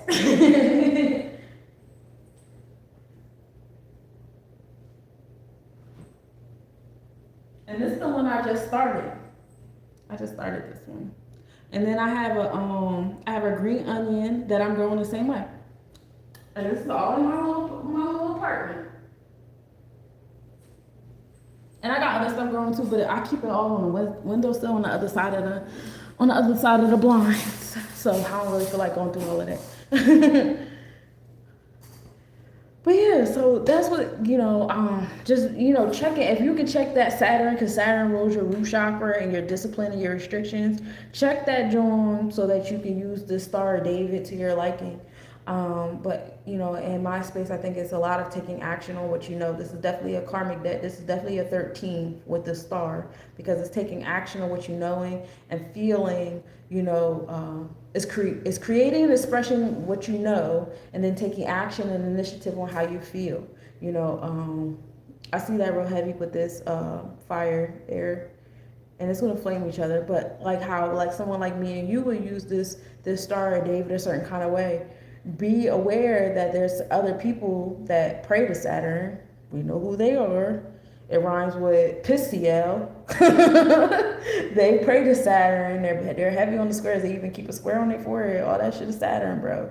All that shit is Saturn. Okay, they're Saturn worshipers. Just like some of us worship the sun. Okay, some of us worship the moon. Some of us worship Venus. Them motherfuckers worship Saturn. Does that make the planet good or bad? No. I like all of them. I worship myself, okay? So, because I like all of them, it helped, that just made it even easier to worship myself, because I am all of them. I have all of them in me. But for those people that only know to go outward and outward and outward, they only know how to, I can only go to Saturn and that's my God and da-da-da. You know what I'm saying? So, I don't know. I don't know. I just be thinking. Then on the 7th, on 7/7, Neptune will begin its retrograde at 7:23 p.m. We'll also be in our last quarter moon. We have another triangle happening with Eros and Fortune and Libra. So this one is going to bring our love for the money, our power, because Pluto and Juno is going to be in Aquarius, and then Uranus and Mars is going to be in Gemini. It's giving heavy power couple energy here. That's what I feel. I feel power couple energy. Whoever it is that you're manifesting into your life on a romantic tip or a friendship tip, or just having a sense of companion with love involved, I would also make sure that it's somebody that you are compatible with in the realms of business or just accumulating materials, value, wealth, okay? Because for the rest of the triangles during this season, it would behoove you, if both of y'all was on equally yoked financially and spiritually, because y'all can use these triangles to y'all liking. Y'all can use them to y'all advantage. If you with somebody that's not equally yoked, you're just gonna be on the side doing all this stuff by yourself, but you keep giving your body, your energy, and your affection towards this person, and I don't think that's gonna work in your favor. Not on a physical, not on emotional. I mean, does it ever work for people who be with people that they're not equally yoked with? After a while, that's gonna get tired.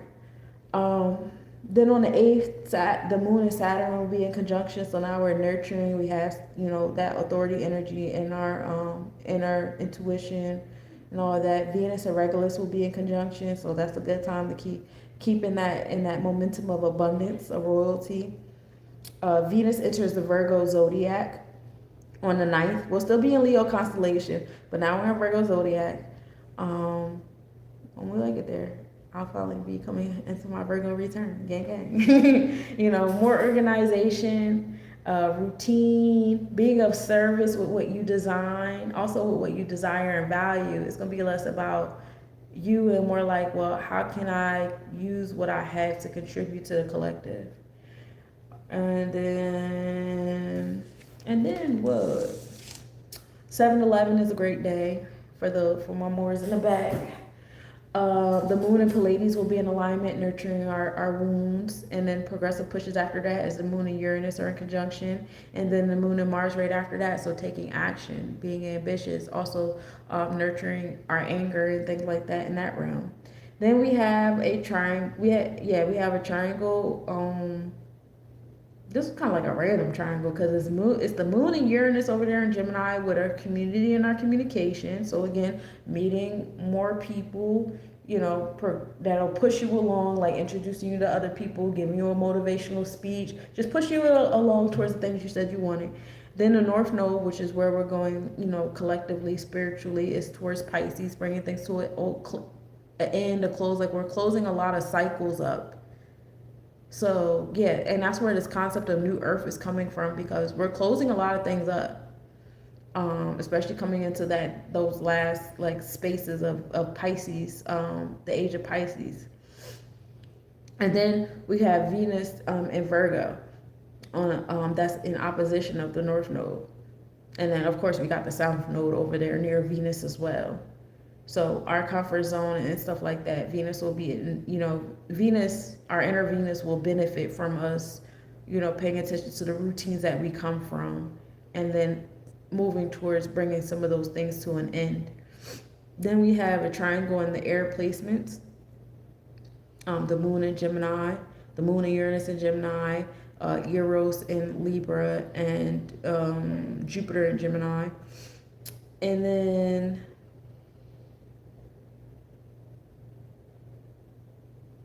oh no, I'm sorry, that's Pluto in Aquarius. No, Juno in Aquarius. Juno in Aquarius, Eros in Libra, and then the moon. So nurturing there. Then the moon in Ceres will also be in conjunction that day. They'll both be at 17 degrees Gemini too, with those two triangles. And we talked about Ceres. Ceres is about agriculture, nurturing. It's like mommy-daughter interactions too. With Ceres. I got a note. Ceres is the only asteroid in Neptune's orbit, and it's associated with Virgo. It represents mother or mother figure in your life and your own mothering role in later years. Family, relationship, nurturing qualities you receive as a child and give as an adult. Connection of Virgo and Scorpio, what one will destroy in their path to regain what is lost. Shadow aspect can be abuse and abandonment. So if you guys have abandonment issues and deal with abuse and things like that, certain things like that could be coming up. But but more so, and let the moon assist you with the healing and the nurturing of all of that. Then we come into July 12th. This is when the Mercury will be at inferior conjunction, which is kind of like a new moon type of phase for Mercury. So now we're in that new Mercury phase, all right? And so Mercury is coming into a new cycle, all right?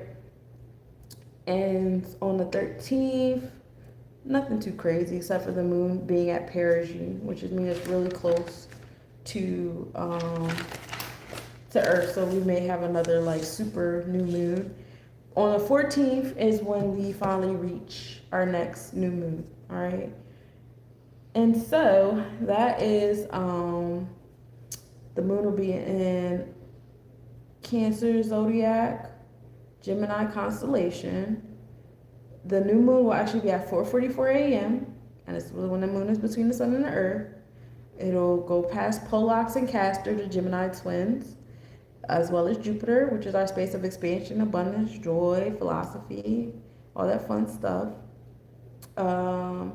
Mercury will also be at 19 degrees Cancer, so we have the sun, moon, and Mercury all like sandwiched on top of each other to an extent, and that's fun. So whatever way we do this new moon will also be an application of our daily routines.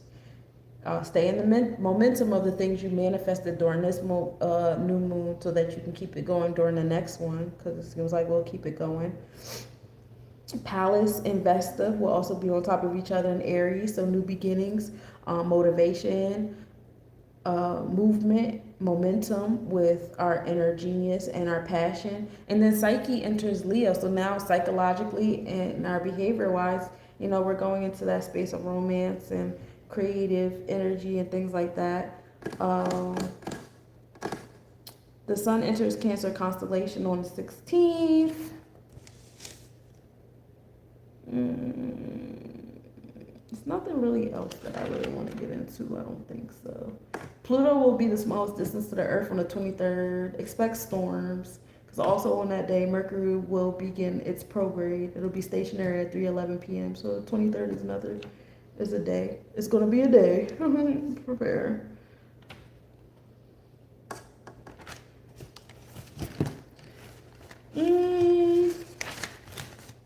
Go back into my 2026 notes, which are actually a little confusing. I don't really like it here too much anymore. So I don't want to get into it too much. But we'll also have Saturn. So we'll have Neptune and Saturn in retrograde. Neptune, Saturn retrograde will be on the 7th, like I said. Saturn's retrograde is on the 26th. Mercury's retrograde ends on the 23rd. Chiron's retrograde begins on August 3rd. I went too far ahead. But it's going to bring us right back to Aries, y'all. Dang it.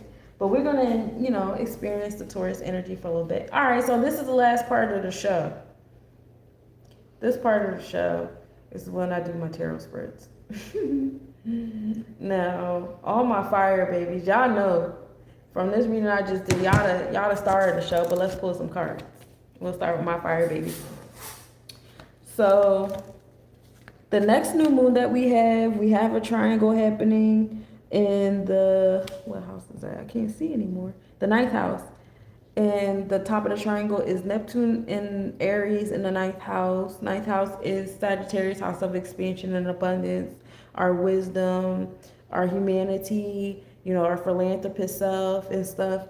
And so Neptune is our dreams and our subconscious. It has the energy of motivation, ambition. If you're in balance, it could be anger and control, and we're putting that towards our wisdom, our philosophy, and how we get back to others.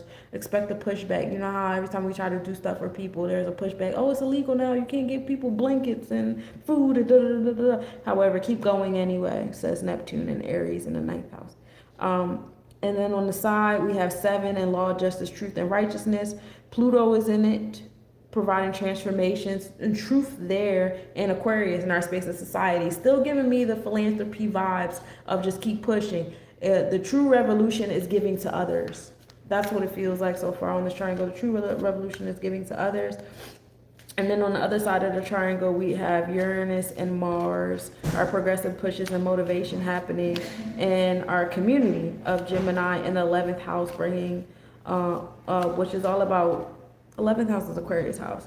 And that deals with society, our role in society, our power to be one with all. And so, you know, like I say, it's going to be some energy that's going to do weird shit, whether it be the storms of Pluto or these Mars ruled people, these little Martians over here, all they know is war and violence and all that stuff like that, or the Saturn praying people, because Saturn ain't too far from Neptune over there in Aries, the Saturn worshipers that are over here, you know, starting wars with everybody. You know, be mindful that you may have to be the equal opposite energy today. And in my personal opinion, the equal opposite energy, the real revolutionary energy, is unity, philanthropy, humanity, doing for others and giving to others. So for my fire babies, y'all are going to be real heavy. Y'all are a part of a lot of triangles this season.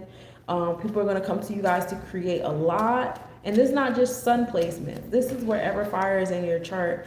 Whatever planets you have in fire, whatever planets you have in your fire houses, this is, you know, where, you know, you're going to get pulled. This is where you're going to get pulled. Example, to be transparent with you, my rising is Leo. So the energy that I give off, people pulling on my energy, you know what I'm saying?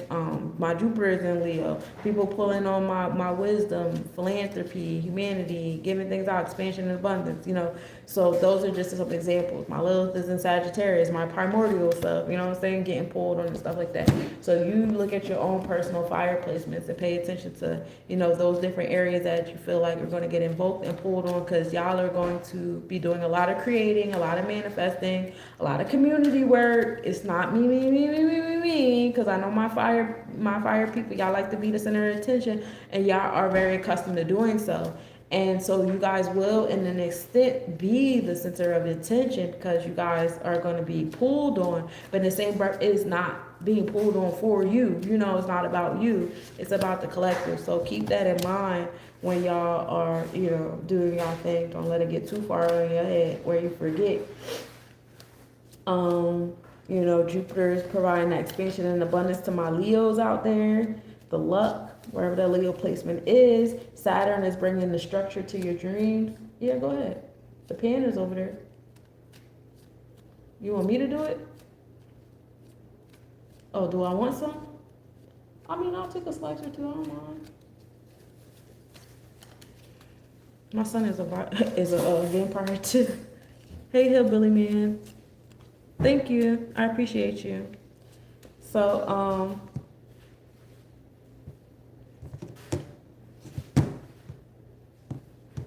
what I say, Aries got Saturn providing structures to the subconscious, and then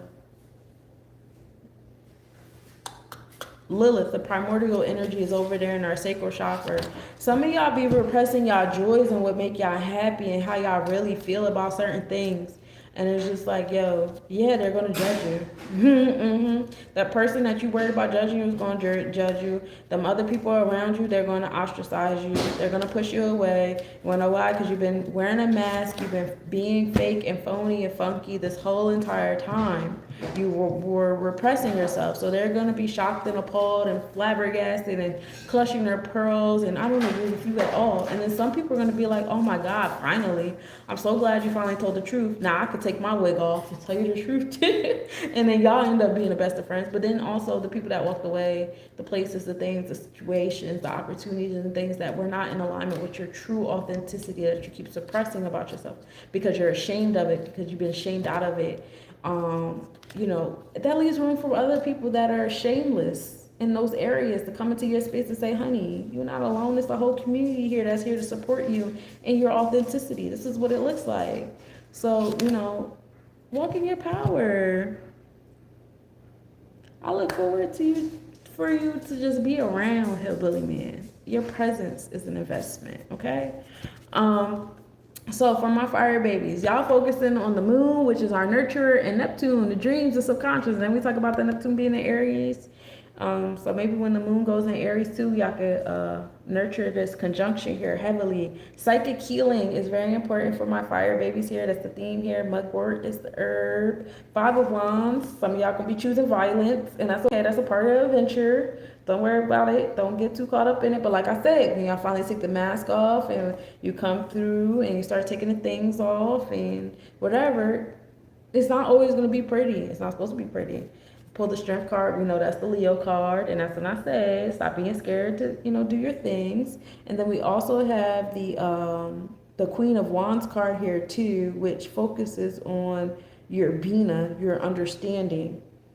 So like I say, certain people, places, things, situations, elements, and stuff like that have pushed y'all into not believing in yourselves, to push y'all into having a certain kind of structure that's choking your sacral chakra, that's choking your solar plexus chakra, where you're not confident in yourself. You always have to look to another sense of authority to confirm or deny if you should be doing these things. You know what I'm saying? So prayer, and we talked about prayer earlier. Prayer for the solar plexus chakra. Okay, meditation, that's how you program yourself, through prayer. And be mindful of women's treachery. That was the last card I got for y'all. It might be some feminine energy coming around your fire placements. And like I said, not everybody gonna be cool with the mask that you take off and what's underneath. Fuck them. But yeah, I want y'all to come in y'all power, come in y'all strength. Don't be afraid to choose violence. Some people might choose violence for you. And y'all already know who it is. Y'all already know the people that's going to come around. And like, when I finally reveal my true Venus and Leo and how that really works, and my true Lilith and Sagittarius and how that really works, they're not going to like me anymore. Yeah, you're right, they're not. Or this person's going to hate me, or that person's going to be so angry, and this person might try to fight me. Because some of that stuff y'all been suppressing has been real serious things. Real serious things, because you guys have been going through real serious actions to suppress your true self, right? So be careful with that. Now we're going to get into waters. Throughout the cycle, my Scorpios, we start off the new moon, which you guys experience in the 9th house of completion and wholeness. You guys are at the Scorpio energy is ruling over that Sagittarius house of traveling, foreign interactions and exchanges. You know what just popped into my head too? I don't know if that's a real picture that you see with Trump and those like Palladian or Nordic looking vampire dudes, but I don't know, that just popped in my brain.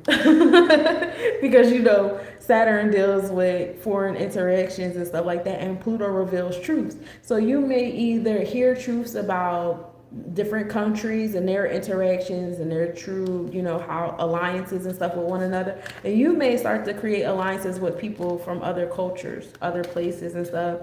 Start finding truths about different connectivities and things like that. And these are all empowering truths. They're not truths to scare you or put you in this weird space. They're empowering truths. And then we move by the full moon, Scorpio starts ruling over the 10th house. So now we're in a space of success and achievements with this empowering energy and occultism and things like that. And then by the time we get to the next new moon, Scorpio is over the 4th house and a little bit of the 5th house. So we get that home and family, as well as that creativity, inner child. 5th house can also deal with masculine energy too. But yeah, transformation's happening there. So you guys, my Scorpio placements, y'all moving. It starts with a thought, starts with the philosophy, and then it moves into achievements and creating and coming to a sense of success, putting it into structure, because 10th house is Capricorn, that's Saturn, that's structure, infrastructure, authority, organization, discipline, and order. And then you guys get to go to the 4th and 5th house, bringing it into your experiences and into your internal self. So that's a nice storyline for the Scorpio energy.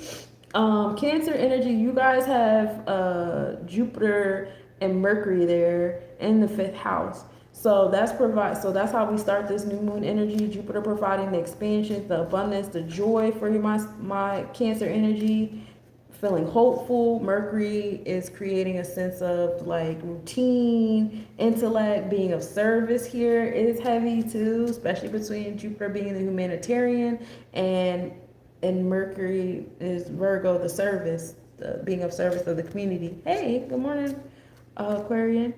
And then The fifth house is creativity, romance, and things of that nature. And then what happens with Cancer? By the time we get to the full moon, we still have Jupiter there. Now Jupiter is at a 29 degree. We have the sixth house here. So now, by the time we get to the full moon, Cancer energy is focused on the daily routines, real heavy here now. So at first we were all in the la la la. I'm designing, I'm being creative, I'm pulling the sun card for myself, and being the wonderless child, and I'm exploring. But now we really need to hone down and create some sense of habit, routine, learn about the things that you want to design and you desire. Then we have the sun coming in here to show us our certain experiences that'll help us gain intellect and a routine and things like that with this Cancer energy. And then Cancers, wherever Cancer is at in your chart, by the next new moon, y'all gonna have a whole parade going on by the by the end of this show. Y'all gonna have more attention than y'all thought, because the sun and moon is going to be over there along with Mercury and Fortune. So if you stay in tune with your Cancer placements and you're nurturing your sixth house and your routines and you're staying diligent, by the end of this new moon cycle, you guys are going to have the experiences that you deserve. And this is going to be in the 12th house of bringing some things into a close, and the first house, taking initiative, taking action, and it's going to be in your aura. It's not going to be anything that you can deny or shake or hide from. And it all starts with right now with designing and being creative, and just ask your heart, go into your heart. What do you want? What do you desire? What sparks your curiosity or brings you back into that inner child of joy, and this is what I want, and stuff like that. I did Scorpio, I did Cancer. What? Now I'm doing Pisces, right? Pisces, we start off the new moon cycle in the North Node with the first house.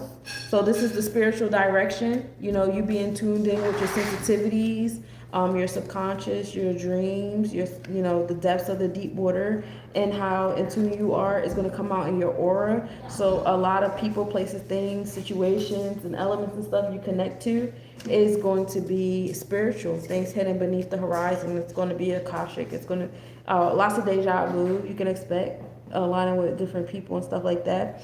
And this is the way we're moving collectively as the North Node continues to stay in Pisces. Pisces still has a little bit of the first house in it by the time we get to the full moon, but now we're focused on the second house. So now we're coming into that space of business, what we value, what we prioritize is heavy here too. So, start off with your auric body, putting that energy out there. Now we're moving into, business, and then we flow into, by the time we get to the next new moon, we are flowing into the 8th house, the 8th and 9th house of transformation and completion and wholeness, and still have the North Node there at 1 degree. All right. So, together as a collective, as a spiritual collective, we're going to go through, a lot of spaces too. And remember, this controls your dreams, not controls your dreams, but this does influence your dreams as well. So paying attention to your dreams in the beginning, being about a collective moving, collectives, connecting and attaching and finding people that match you spiritually, and then also matching you in the physical with the business and things like that, and then ultimately coming together and creating powerful transformations and coming into humanitarian pursuits. That's pretty cool. That's a nice story too. I like that for y'all. All right, harmony is the key for my water babies. It's all about harmony, balance, justice, all of that fun stuff. You guys are going to focus on your Venusian placement. All right. And then Ten of Swords, bringing certain wounds and certain things into completion. We don't have to keep this hovering over our heads anymore. You see how we're looking up in despair and, oh my God, let's just look forward. You know what I'm saying? It happened. It's not going anywhere. Whatever traumas or dramas and things like that you got going on. However, let's keep moving forward instead of keep looking up at them. You know what I'm saying? Waiting for a dagger to fall on you. Because of this, we have the reverse Knight of Cups. Okay, so the goal is her harmony, but it seems like we're not there yet. It seems like we're not there yet because we're sitting in a lot of wounds. We keep remembering past hurts and things like that. We even have the Eight of Swords, which is Jupiter and Gemini, which deals with Had, how we label and compartmentalize. So maybe we need to work on that Had, that Sebek, that eighth Sephira, or that eighth Netter, so which you choose. But sounds like we need to go back to them, relabel, recompartmentalize how the different traumas we've experienced, what they are, how they are, and how we're going to keep carrying them. So we can upright this Knight. We can move forward, stop looking up at the swords like they're going to come again or it's in the present. Because that's what we do a lot of times too. Like, you got the water sign, we done put it in our aura, it's starting to materialize and be in our space of value when we prioritize in the second house.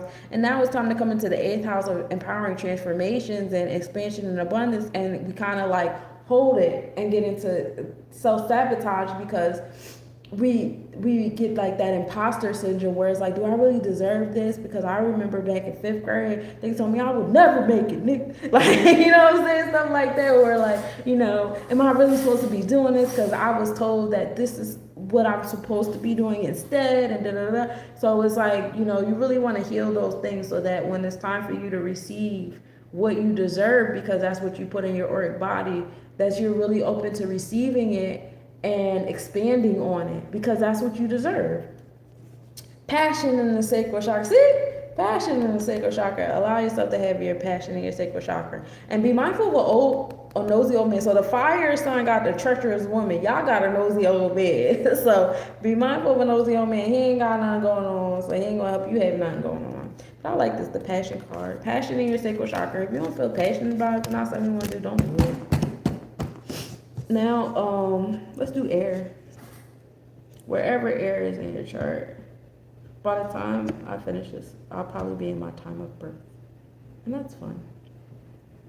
So, when we start the lunar cycle, what happened is, let's start with Libra because it's at the top anyway.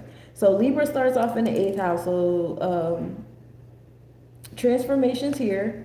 Transformations happening to the Libra energy in the beginning of the cycle, empowering transformations, secrets, all those things out. I'm not really much into like celebrity news, but maybe you said my birthday. No, the time I was born at 4:18 in the morning. It's 3:57 over here, so I'm like, by the time I finish, it'll probably be my birthday time.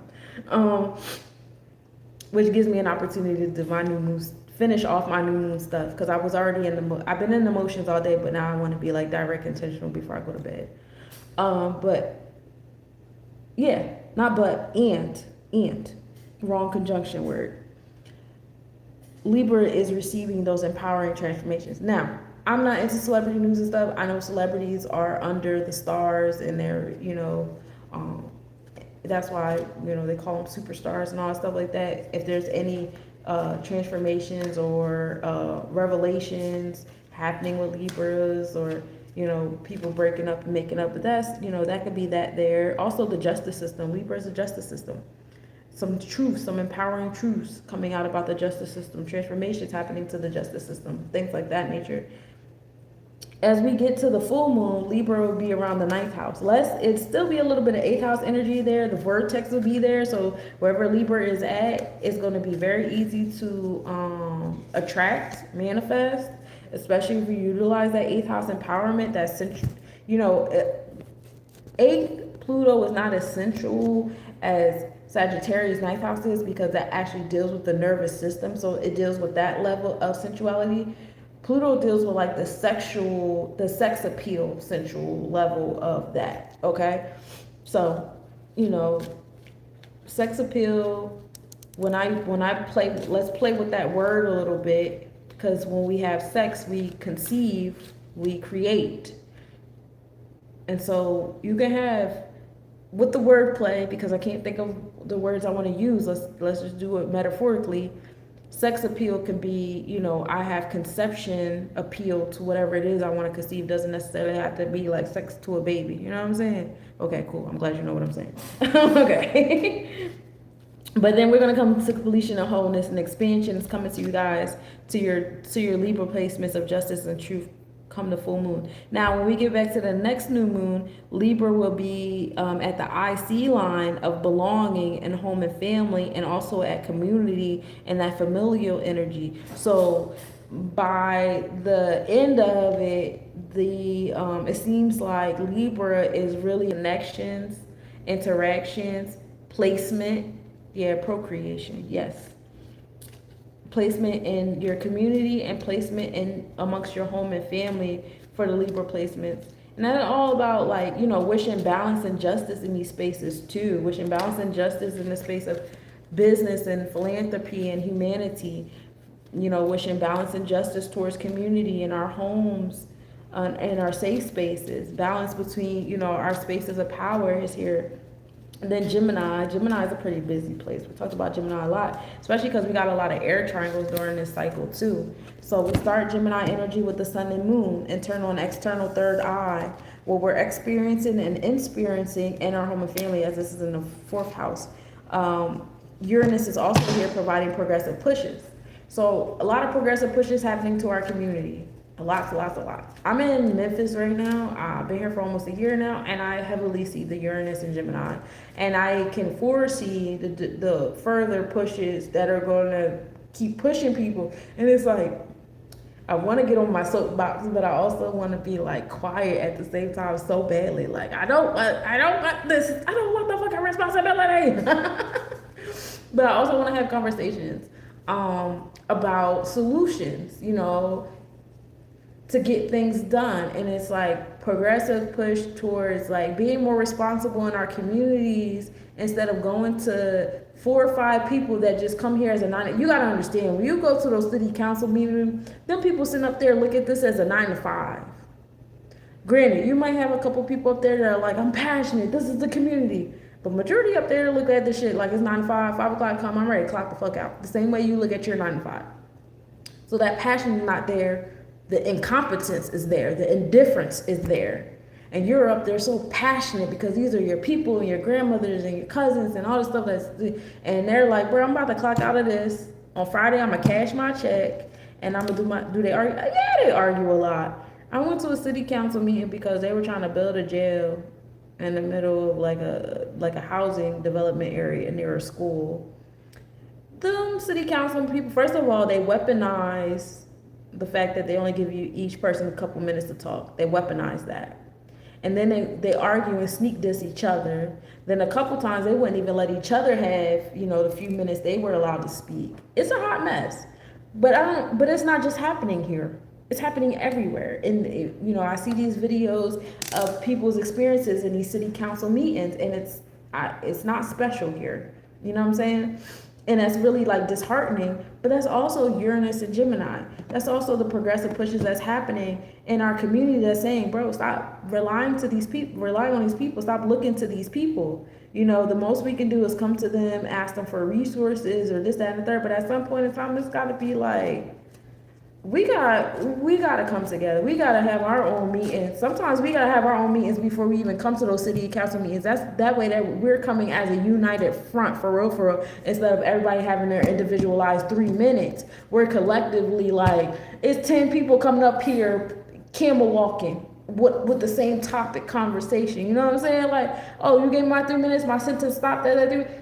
You're past the baton. This person about to pick up the same thing I just said. You know what I'm saying? Instead of it being a whole nother topic, you know, stuff like that. And I pray,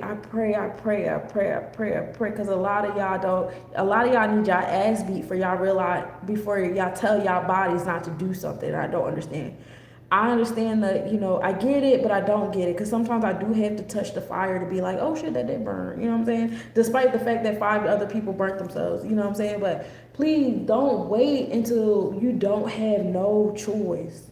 Do y'all know how hard it is to grow your own food? It's not easy. It's very hard. Why would you wait till last minute where there's absolutely nothing on the shelves to be like, you know what, I'm gonna plant my first seed. You're not gonna get food. You might not get food the same year you plant that seed. You know what I'm saying? And I'm talking about agriculture, but I'm also speaking metaphorically too. So apply that. Don't wait till there's no food on the shelf to plant your first seed. Be proactive and not reactive. Not just as an independent person, as a community. I won't tell you what you can and can't do. I will say it is advised to do it with a community. It's not advised to do it by yourself. You could do only but so much stuff by yourself. Then after a while, you're going to have to push out. You're going to have to, because you got to buy supplies. You got to do this. You got to learn something from somewhere. You don't know everything, you know. So even if you don't go to somebody and say, hey, can I, a lot of people fear that unity is codependency because they have this trauma from codependent relationships they've been in. But unity is not codependency. Unity is not erasing your independent identity. Unity is not you disappearing your independence, your autonomy, your privacy. Unity is none of those things. So don't be scared to unite with people. Sharing your light does not dim your light. It makes the room brighter. Okay? We're looking at people that for years upon years, they get away with the shit they get away with because it's a conglomerate bigger than we can even fathom, helping them do the things that they're doing.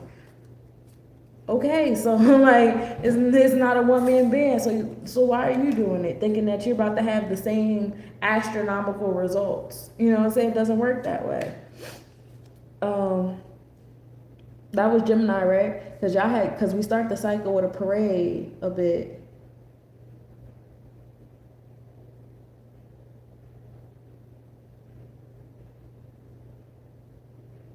No, I did air already. I did air. I did fire. Yeah, you had sun, moon, Mercury. Sun, moon, Uranus. My bad. 4th house.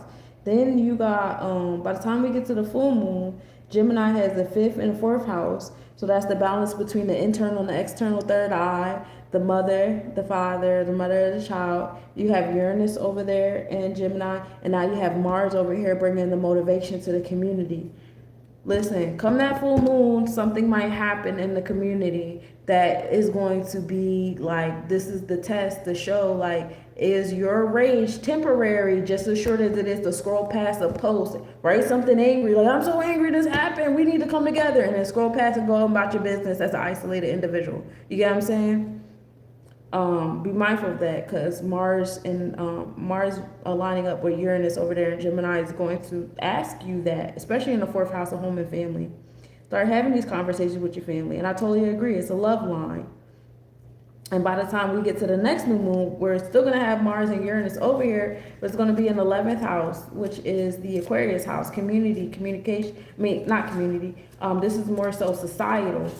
The progressive push is happening towards society from a community aspect. So that comes back to what I'm saying. Communities, y'all, like as an individual, right? You heal yourself, you have the power as an individual, you're doing the things, you're putting it in your aura, the aura is coming out, we love it here. And as you put out in the aura, you start to attract people. That's going to create your community, your local community.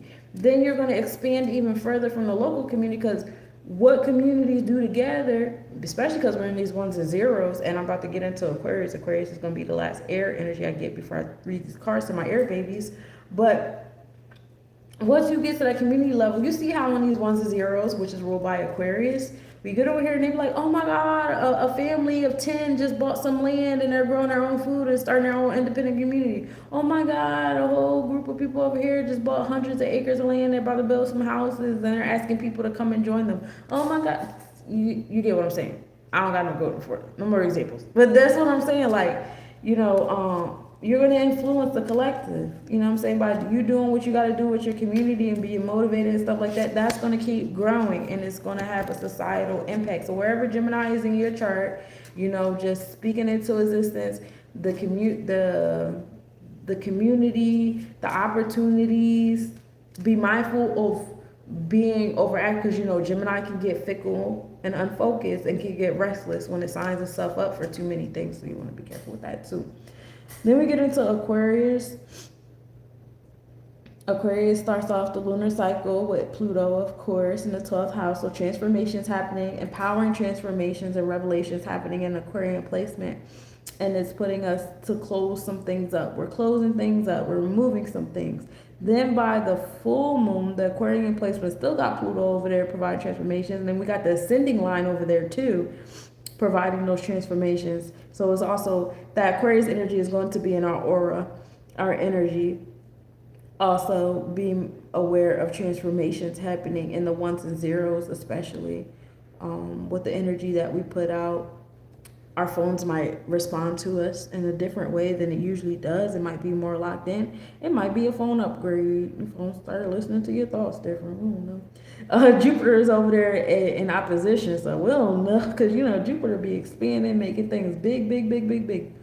And then by the end of the lunar cycle, we have Pluto still sitting there, and now we have the 7th and the 8th house. So we have designing in the society, and we also have transformations happening in that as well. So the Aquarian placements, you guys are big on putting that energy out there, and also designing. Kind of like, it seemed like Aquarius is setting like the grounding, moving things and then adding things, designing. Yeah, the celestial designer, like when I say celestial designer, I mean like 7 is like Venusian energy. This is when we get into like Het Heru and the Metters, because you have. So when I design something, I'm saying, I want a car, I want it to look like this, and I want to have it these colors, and I want it to have this side of interior, blah, blah, blah. But then when I get to Sebek, my 8th sphere is like, now I'm compartmentalizing, like this goes here and that goes there and da da da da da. So what the society will be doing is bringing some things to a close, wrapping some things up with these heavy transformations. Remember, Pluto also deals with storms too. So a lot of storms coming to different, societies and things like that. And then we're moving towards, like, now we have these open spaces. Now that, things have come into a close, now we're in the ones. Now it leaves, space for new things to come in as a society. So you guys can expect more destruction in some of the different infrastructures, because Pluto's not just in Aquarius zodiac, it's in Capricorn constellation still. So it's still providing those transformations and building and destroying in our infrastructure, administration, authority, things of that nature. And then at the end of it, that's why I said designing, because Pluto is in the 7th house.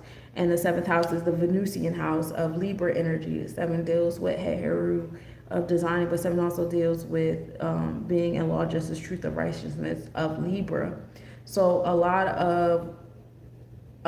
of Aquarius is feeling like electronic communication. This is where you're going to get a lot of governmental information from, making space. And that's what I feel like for the whole air placements. The air placements, and again, we talked about that David star that we're going to experience with the air and the fire triangles. So be aware of that too. The air energy seems to be moving things along, doing like more of the underlining things. I'm getting rid of the things and I'm bringing things into space, especially once Eros enters Libra, right? Talk about Eros entering Libra at some point. But this is not the chart that I use for asteroids, so I didn't even bring that up. My bad, y'all. But for my air babies, this is what I got for y'all. We're going to focus on Uranus and Venus, progressive pushes to our heart chakra that help us with our foresight. Foresight is here. And you guys are good with foresight because you guys are intellectual beings. We have the Magician card here. It's in reverse, and I think a lot of that is to do because we are not... because we're kind of like hiding behind certain intellect. There's certain bars, certain barriers, struggle places here. And so allow Pluto to create transformations here with the different things that we do know, the things that are in our intellect. Are you air? No. My North Node is in Aquarius. My spiritual direction is in air. My Mars is in Gemini. my oh, they restricted me. Boo. Live visibility restricted for 10 minutes. Your live is not eligible for recommendation. It's restricted in search results for the next 10 minutes because you may be promoting a brand, product, or service. The restriction will be removed once you add products to TikTok shopping cart, or what the fuck are you talking about? Did I just promote something? I don't know. That was the pop-up that just popped in my drone. I don't know. TikTok been pissing me off lately too. I'm about to stop being on here too and just keep it to the other social media places. That might be the transformations I gotta go through. Dispute. I don't got time for that. It's social media. You either not gonna get on my nerves or you are. Like I don't got time. I don't got patience time for none of that. Huh? If it get hot enough, yeah, it's cheese. Okay. So, yeah, you can expect Pluto creating transformations here in this space. Then you have the Wheel of Fortune. And a lot of that is coming from trust. So we have the connection from Chesed the Net's like, okay, so it is a celestial designer. So, what's a girl? Yeah, it's done. So Chesed is the celestial blueprint. This is Mayat, the internal law. And we want that connection from what the Mayat to what we're designing in your space. So whatever your celestial law is up here in the Chesed, your equality in supreme mathematics, you're going to bring it down here to God, the designer, because what does God do? God creates and God loves. All right? So you're going to take that boundary and bring it down there. And then also dealing with grief in your heart chakra, because it's part of the green. Some things that you lose in the process of, making space for the things as we talked about, you guys experience here. And be mindful of neglect. You guys, ask for certain flowers, plants. Remember the things that you explained here. Remember I said, be mindful of signing yourself up for too many things and becoming restless and fickle and having a whole bunch of open tabs, which Gemini energy can have a tendency to do. All right. So don't neglect your flower in your garden because you keep planting more and more flowers. Like sometimes we get excited in our garden and we want 20 different plants and we forget about that first plant we planted and that one died because we're trying to learn how to take care of 20 different things that have different levels of water and sunlight and all these things that they need. So one thing at a time, that way you don't, and if you can do 2-3 things at a time, like me as my Mars is in Gemini. So honestly, unless I'm doing something hands-on like this, because my Vesta is in Gemini, so this kind of invokes, like, this is my passion, talking and intellect and energy exchange, stuff like that. But like, if I'm doing something that's not in terms of like that is invoking my Vesta as well, sometimes I do have to do like 2-3 things at a time where I press pause, do something else, press pause. But I'm learning the limit. Don't have 6-7 things to do. Keep it to these 2-3, because I will make it 6-7. I ain't gonna hold y'all. But that's another for my air babies. You guys being aware of, a lot of the things that are being removed out of your space are in response to the foundation that you're trying to lay. Hey, cut it out. Go sit down somewhere.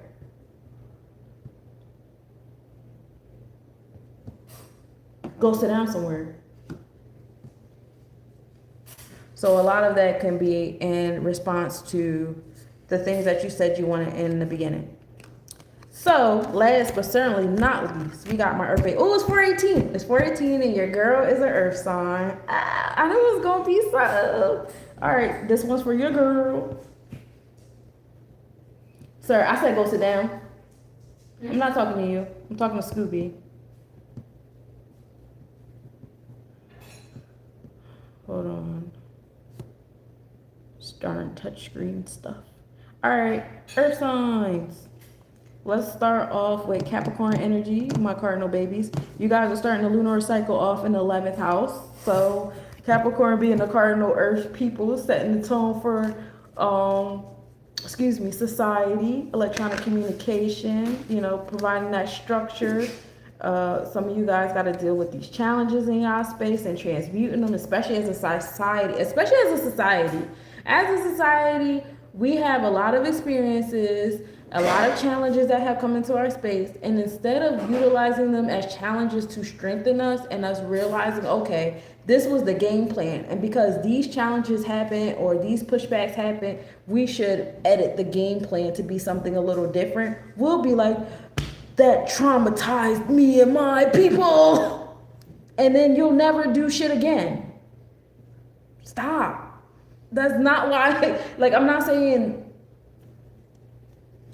the people who did the shits, the systems that did the shit stuff, yeah, it was their intentions to stop you. But we're not keeping that shit in our root chakra as a people, as a society, as a nation, as tribes, nation states, micronations, a planet, a species, whatever demographic your heart is stuck on, and the traumas that's within it, as a gender, as a sex, as a race, whatever you want to be stuck, as an age group, because we like to discriminate between age groups now too, which is weird. Like, we just have all these reasons to discriminate against each other for different things, and then we put each demographic through certain kind of traumas, and we utilize those traumas to handicap ourselves rather than strengthen ourselves. We went through these things, we overcame those things. Look at us still surviving. You know, on the days when I feel real sad and real low, you know what happens? Yo, I've been through some shit, y'all. I've been through so much shit, and I have to sit here and remind myself, like, girl, you remember that one time you know, you went a whole like 2 months, like no income type shit. Your bank account was frozen, da da da. That was years ago. Look at where you at right now. Cut it the fuck out, okay? You remember that one time you was over there, you was like, dang, I wish people would, like, it was a period of time, it was about like maybe 13, 14 years ago. And I really wanted to have a podcast. And I was waiting around for my partner at the time, like, do it with me, I don't want to do it by myself. Like, I don't want to do it by myself. And I was really like handicapping myself. And look at where I'm at now. And, you know, like, to the point where it's like a regular thing. I've created a safe space for a lot of people on the platform. Now, could you imagine if I would have stayed in those traumas and stuff, or people tell me don't do it? And, you know, I've gotten into, you know, listen, I've been through some things, and I've had some people closest to me speak ill over my goal. People close to me, people that I love with my whole heart. I will lay on a sword for your ass. And you are speaking ill on me and the things that I desire and the things I feel like I deserve and stuff like that. And you think it's funny, and you think it's okay, and you're trying to talk me out of it. Like, and here I am, you know? And so when I feel down and I feel low and stuff like that, I remind myself of things like that, you know, different instances. Sometimes I'll go back in my old journals, you know, and read some of the entries of the things that I allowed myself to go through or experience and stuff, and be like, wow, okay, we out. We out here. So that's what I want y'all to do with the Capricorn. Capricorn is not here to handicap you. Capricorn is here to strengthen you, to like realize, like, okay, when, you know, say I want an RV, I want to live on the road, however I get a car and the tire is broke and the battery is fucked up, but all those things is teaching me how to fix my RV myself, or, you know, what mechanics can I call, or how much certain things cost, or how to maintain certain parts of the RV during the wintertime versus the summertime. That's what all those things taught me. It didn't teach me to give up on having an RV. It taught me how to maintain the RV I said I wanted, the lifestyle I said I wanted attached to being in an RV. And that's just an example. I will. I'm almost done. I'm on my last element.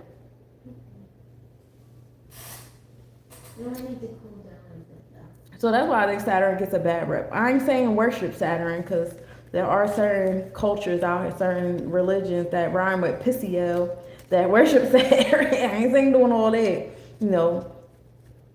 But in the same breath, like, you know, Saturn don't gotta get a bad rep.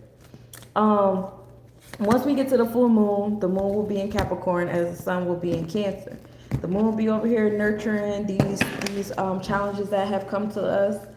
And then we'll have the 12th house here. So a lot of those things that have been sitting in our root chakra, it's time to wrap them things up and get them out of here, because they don't serve us. Then by the time we get to the next new moon energy, Capricorn will have the 7th and 6th house. So We will have space to start putting more awareness, ritual, more learning about infrastructure and structure of things, discipline and order. Oh, I like that. I like that. So that's basically what I said. By the time you get to the full moon, we're gonna nurture these spaces and bring things to a close to bring space to actually learning and redesigning.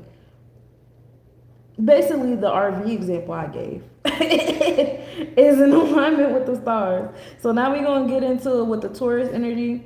We start off the cycle with Taurus having Mars in there. Mars giving the motivation. Taurus might be a little angry, a little touchy. Check on the Taurus, hug on the Taurus, feed a Taurus, because Mars rules over the gut, so we know they're hungry. And that's happening in the third house of community and communication, Gemini energy, opportunities, and stuff like that.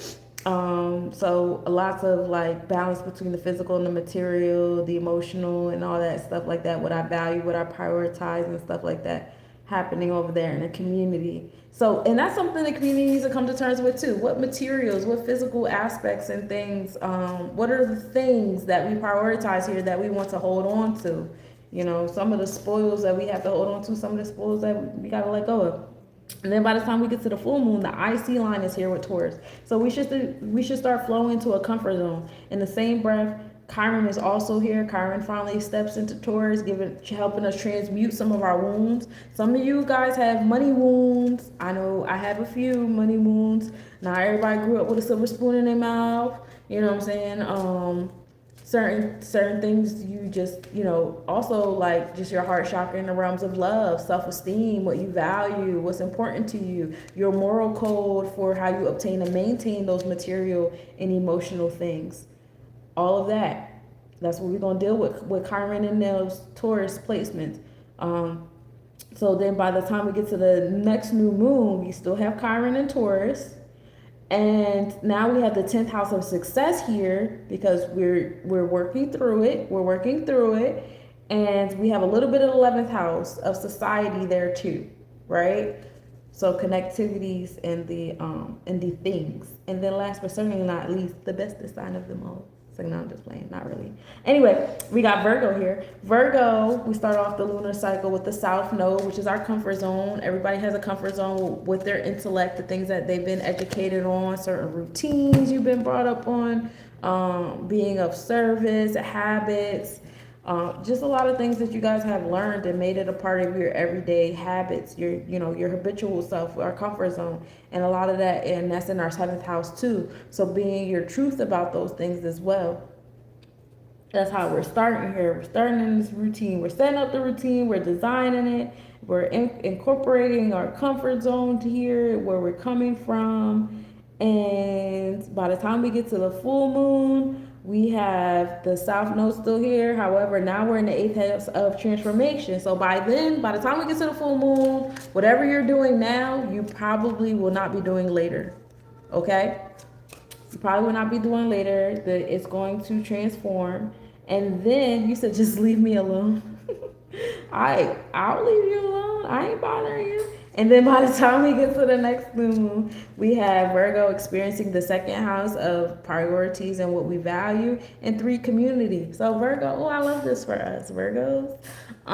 We start off with the setting our intentions, doing the routine, and then we get the transformations. And you guys are mutable, so y'all should be able to go through the transformations. Yeah, they're going to be dramatic, but it's okay. We're going to get it.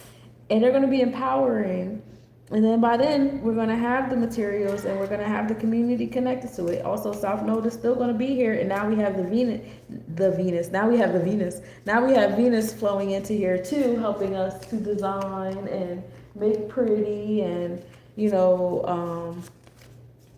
all nice and balanced and we love it here. So, yeah, it seemed like the Earth is a little quiet during this season.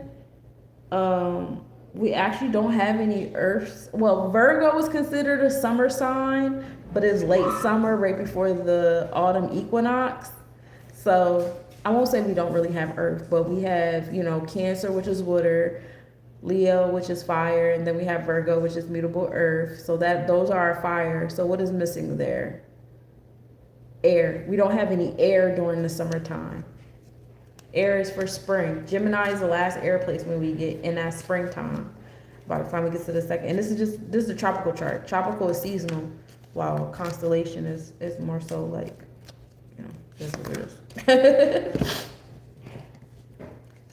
And so this is what I have for my Earth BBs. Because it seems like you guys are just, you know, not just, but you guys are setting foundation tones kind of quietly. You guys most likely will probably get your time to shine during Virgo season. Once we come closer to the end of August, it'll be way more Earth placements and mutable Earth coming into shine. But right now, it's quiet. It's a lot of self work, and by the end of this lunar cycle, you guys will start attracting the community. Sensuality is heavy here. Neptune and Venus. So being tapped into your nervous system, your senses, and you know the good parts, the truth, because Venus rules over Libra, which is truth and balance, and Venus also rules over Taurus, which is what we value in our self-esteem. We have the reverse Empress card. Are you doing free readings, ma'am? I am not. I'm doing my planetary forecast at the moment. You have the reverse High Priestess card right now, so it's kind of like we're not there yet. We're not on top. But this is why we start off a lot of our Earth placements with setting the tone. Like Virgo is setting off the tone with the 7th house of designing and being in truth. Capricorn is setting the tone in society. And then Taurus is setting the tone in community. So actually the earth signs are setting the tone in the air energy. So it's all about, you know, your thoughts, your intellect, your thought process and stuff like that. So be mindful of that. We have the reverse Ace of Wands. Like I said, y'all kind of quiet right now. It's cool, calm, and collected right now. So it's not necessarily like being active, being all over the place. Like I told y'all, earth don't really come into play too much until late summer with Virgo. And we didn't have any earth triangles. All of our triangles was fire and air. So yeah, this is definitely a time where, you know, earth gets to quietly do their work and do their things. How many suns do you want? I don't know. We'll talk about it in give me 3 minutes. What parts of self to focus on? You want to focus on your Mars, which is your gut. You know, the gut controls the mind and everything starts with a thought. It says Mars and Scorpio. So the different transformations, secrets, a little bit of dramatics can happen with your solar plexus chakra too. So be aware of that. And your celestial enforcer. How you're enforcing your internal law on the 5, which is Hera-Kahuti or Jabora, depends on how you want to look at it. All right. And then complacency. We don't want complacency in the root chakra. That's not the goal here. The goal here is not to be still. We don't want to be in this stuff. We're going to get out of this stuff, but we got to start somewhere. All right. And then the last but certainly not least, lost secrets to my earth sign. So being aware of that. So really just want y'all to get in touch with y'all nervous system, y'all mindsets to the earth babies. Mindset's key here is everybody, all the earth signs start off in the air anyway. You know, air is intellect, is thought. So that's what I got for you guys for the planetary forecast. I appreciate y'all tapping in and being here this whole time. We was here for a little bit. And this is actually the second video, because the first video I did, I was still kind of upset. I was irritated. I didn't start it off right, and then and because my energy was off, I wasn't doing a good job. I had to rewind and restart. So thank you guys who have been here since the beginning. You guys are some real ones. If you guys would like a personal reading, I do personal readings. Tarot cards are donation based. You guys can message me about that if you're interested. I also do astrology readings. I'll align your astrology placements with your Sephiroth, your Neter, your chakras. So when you go inward, you know what energies, elements, you know, interactions you're dealing with. I also do numerology and gematria readings. I have a course coming up. My next course is going to be my Astrology 101 course. And that course is going to be on July 5th.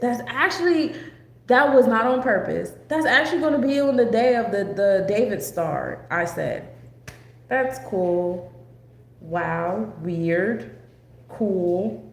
Weird. Not on purpose, but weird. So if you guys want to tap into the astrology course, we can also do a little bit of, my astrology course is just 2 hours. 2 hours. The longest course I had was like 4 hours. And that's because I had some people in that class that just kept interrupting. And I was just like breathing through it, like, because I wanted to be a stickler for time for other people that were in the course that wanted the information and didn't want to sit there for 4 hours for people that just kept talking, asking questions. But it is what it is.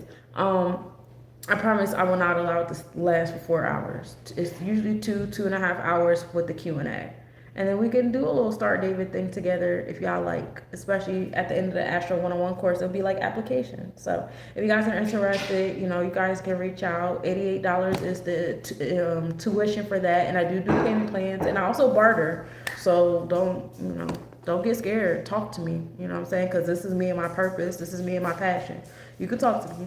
I still got bills to pay, but you can talk to me, okay? You know what I'm saying? I got kids to raise and a dog to feed, but you can talk to me, okay? Talk to me. Tell me what's going on. But yeah, what else I got going on? You can do readings. I make jewelry. I got music. For those of you guys that ever want to come to the Memphis area, I host an open mic night every Friday. And you know, if you just want to reach out. I also have a podcast, The Cosmic Nobody's Conversation. If you're interested in being a guest on the podcast, you guys can reach out for that as well. I am opening that back up. And I just want to let y'all know, happy summer. Happy summer. I'll be up here daily with the daily mathematics and planetary forecast, as much as my energy will allow it. And I'm being easy on myself because I don't want to nosedive into too much, because that's when the restlessness and all that stuff starts to start again, and we don't want to go back there. So, you know, and when I, you know, do that, then I'll, you know, have the daily details of the things. And yeah, that's it. I love y'all. Thank you. Y'all the bestest. Stay great.